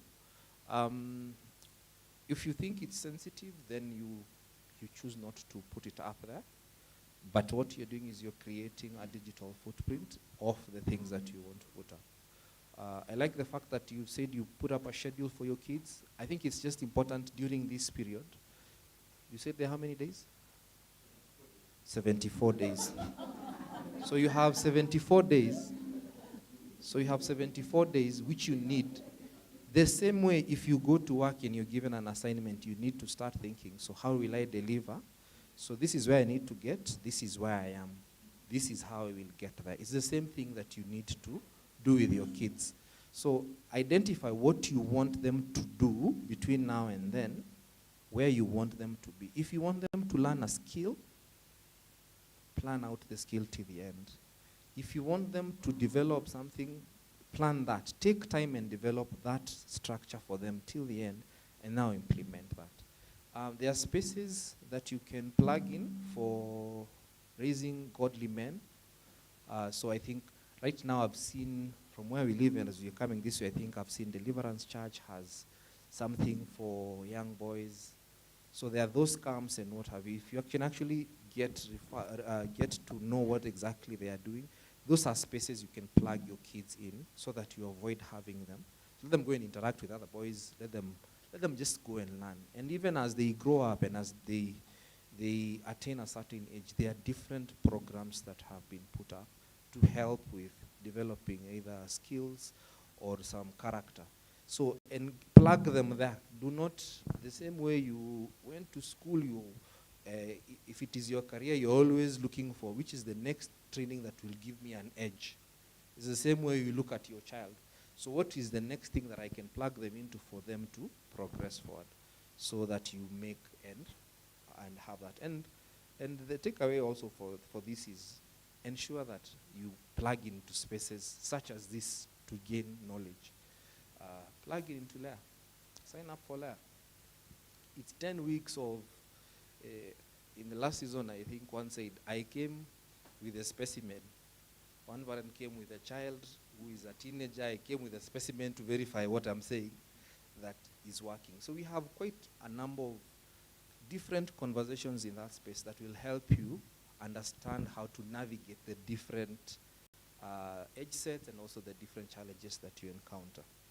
So, of course, ethical ways, I know you need to, ideally, in everything that your child is getting into, you need to teach them what the other side looks like. You need to tell them to know that this is what it means to get on the other side. Because the fact that you're there doesn't mean they are protected from cyberbullying. The fact that you're online doesn't protect them, because it's an open space. You just need to put limits and then also just discuss with them. If you see this, report to me. If you see this, this is what you do. And also, by the way, they're also reporting lines by different government agencies to help in. You have the KSAT, it's at Communications Authority that deals with cyberbullying and all those things. So those are also reporting lines that you can actually, if you see some grievance issues that you would want to highlight. I know Sam has highlighted the aspect of Daystar. And it's actually the truth that the boy child, really, we have focused too much on the girl child that we have forgotten the boys. And the boys is because we don't have adequate spaces for mentorship. We don't have adequate spaces. I think the society too, I was telling someone that in this government, I work for the government. In this government, once you are a man, and you are past the age of 35, you are on your own. Why am I saying you're on your own? Now, if I show up for an interview with a lady, the lady they are trying to attain gender balance. The ladies are more of a preferred candidate than I am if we hold the same qualifications. Affirmative action and those things. Now, the reason why I say you're on your own is if you are no longer a youth and you are a man, there is no other opportunity that has been put in the law that really targets you. In procurement, we have access to government procurement. We have a section for women. All government entities are required to set aside a procurement budget that will aid groups. These groups are youth, women, and people with disability. Where are the men?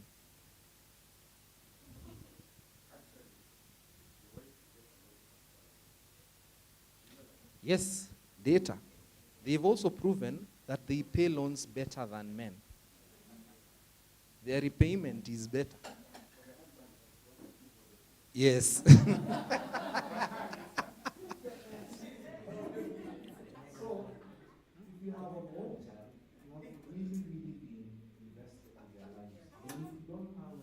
A man in your life, then you're really setting them up for failure.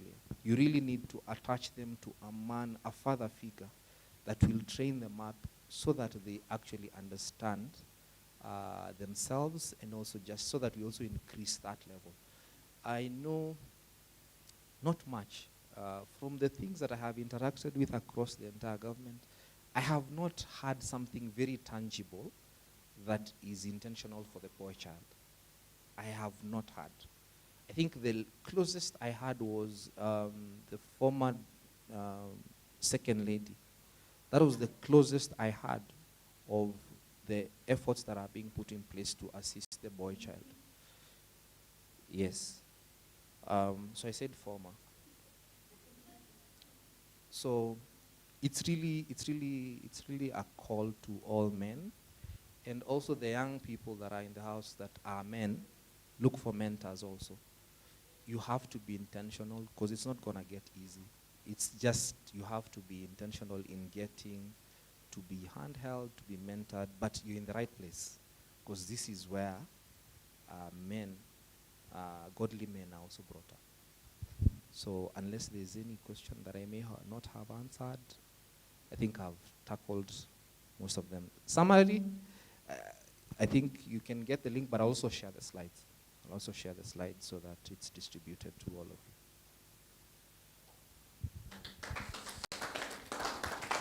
All right, thank you so much for answering all those questions, those tough questions. Patrick, do you have anything to share?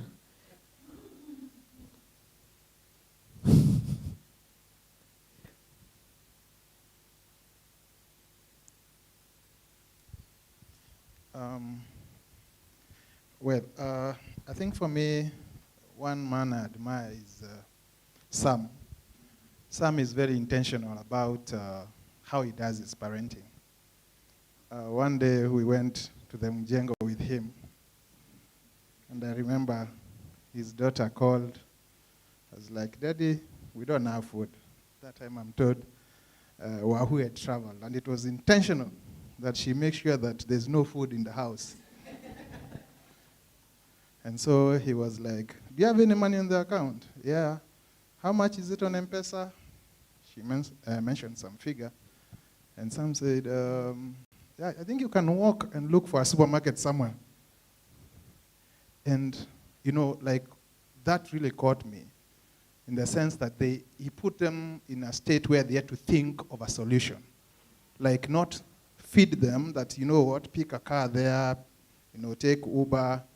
And you know, he was very clear that, you know what you have is what you need to budget. Either you take Uber, go to the supermarket, or walk, because that, what you have must fit your meal. Yeah. That for me was very intentional. It doesn't happen every other day. And I learned something from that from my daughters. Several years back, I was in I think where there's a sister church of Mavuno. That's a K3C. It's called Kileleshwa Covenant Community Church. And I took part in forming and leading a group of men. This was after we had discussions about the boy child. On about 3 occasions, some of the ladies you'd see on TV, we had a few of them in our church. And there's this one Sunday morning we had to rescue one because the teenage son had put his foot on her neck because she was a single mother. And like Sam said, I think it is very important. If you're a single mother, if you don't have a man in your life, but even if you have a man in your life, it is important to have your son have a godfather. That is to give them a bit more time with another man whom they can learn from. And what we did is we formed a group. This group involved men and every other young man in that church. And we did activities over Saturdays. The kids would join, and that really helped the situation. I think for the girls, for them, I think that women are more open to talk about themselves, discuss issues, share. They don't have boundaries when it comes to talking. And, men can drive for hours. And at the end of the safari, you ask them, who is it that you are with? It's like, I can't remember his name. We are not good at talking about ourselves. We are not good at speaking much. At times we will visit. I remember there's a time I went to meet a friend of mine. They just gotten a child. And my wife asked me, what was the name of the child? I was like, I can't remember. I didn't ask. We are very limited. We know we are not inquisitive. We don't ask a lot. We don't we are people of few words. And so for the boy child, I think for us, the experience we've had with our children is that one, of course, your children are different. The way you bring up one is the same way you bring the other one up. Our firstborn son was a very, what would I say? He was, I would say, inward looking. He's a boy who, never had a friend. We would stay in an apartment block for 3 years, and he has no single friend. He would always be locked up in his room, reading and reading and reading. And today, he's actually the president of a university in Canada. How he did that, we were like, okay, how did you become first the vice president and now the president? This is a boy who loved his space. But now we have another guy here. Yesterday we were coming from school, and I was on phone. Somebody called. There was a client who called, and he was like, Daddy, can you put down your phone? You're driving. You need to look at where you're going. And that is him. And so for me, what I would say about the boy child is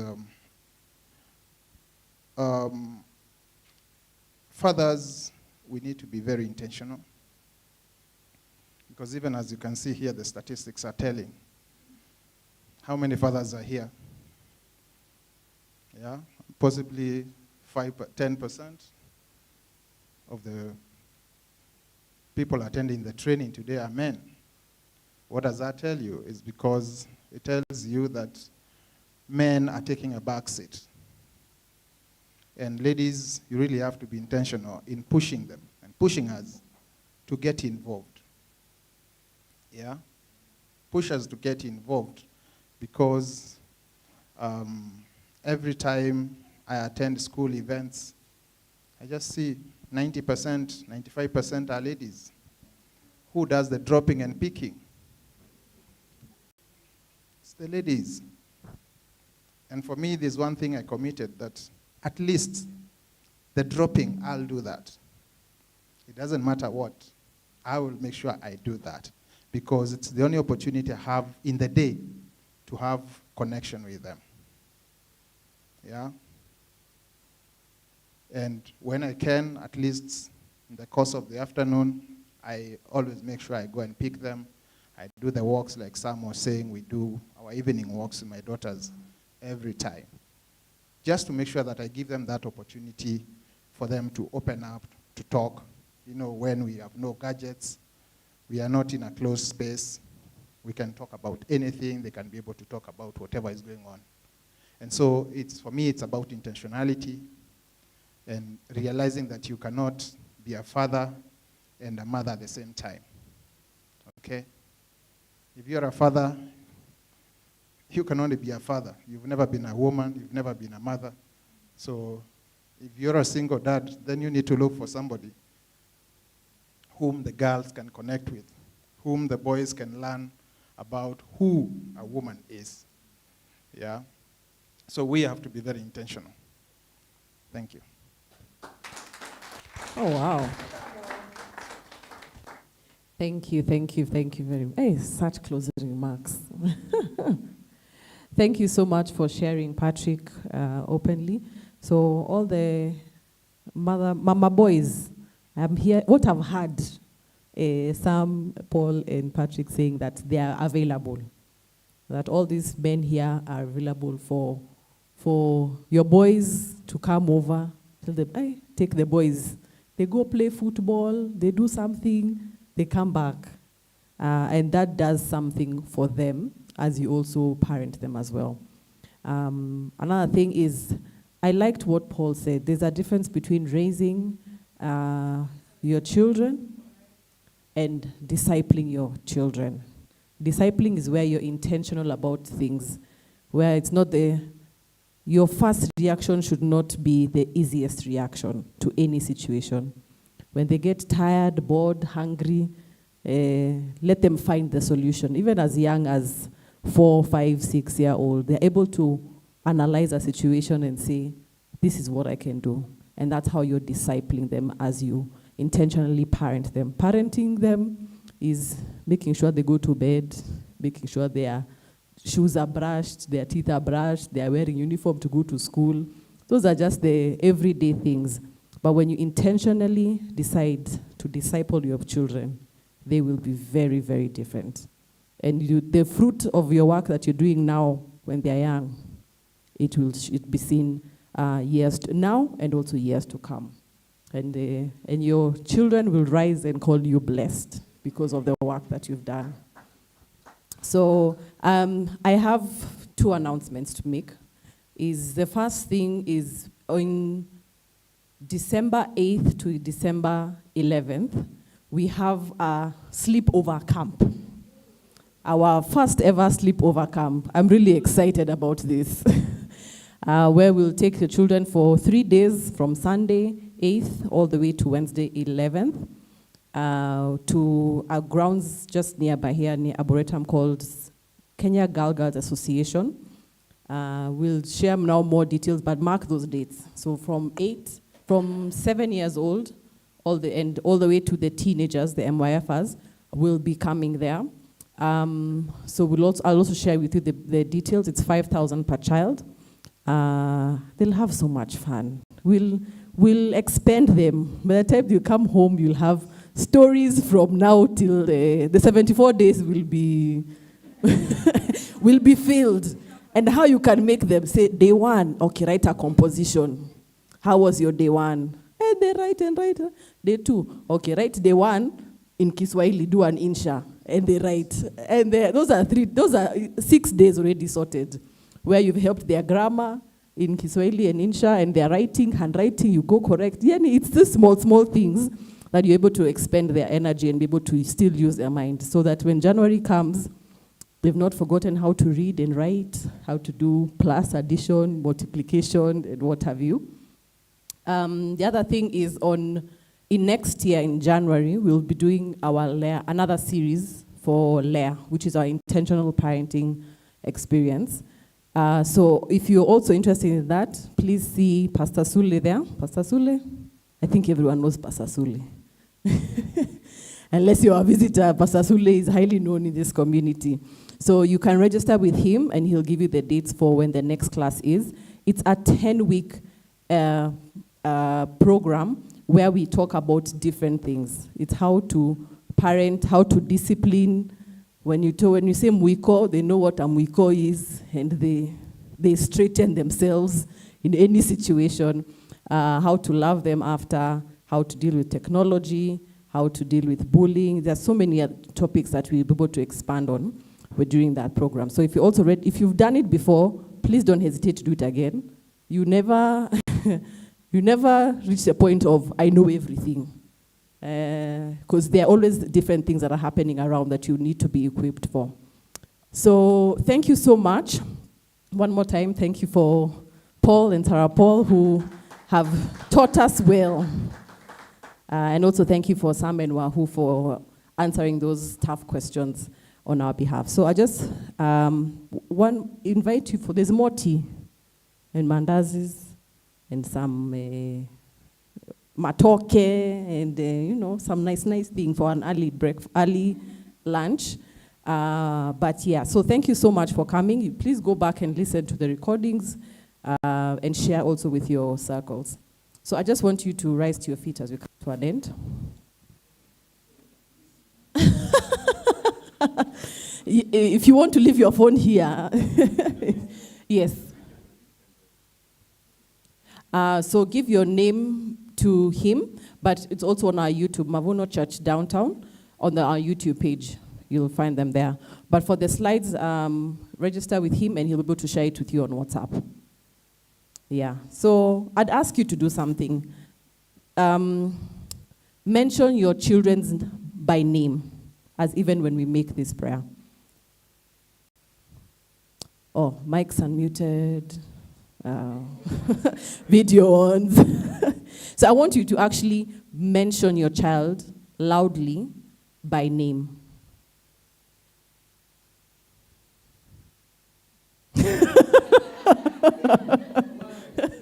Yes, now.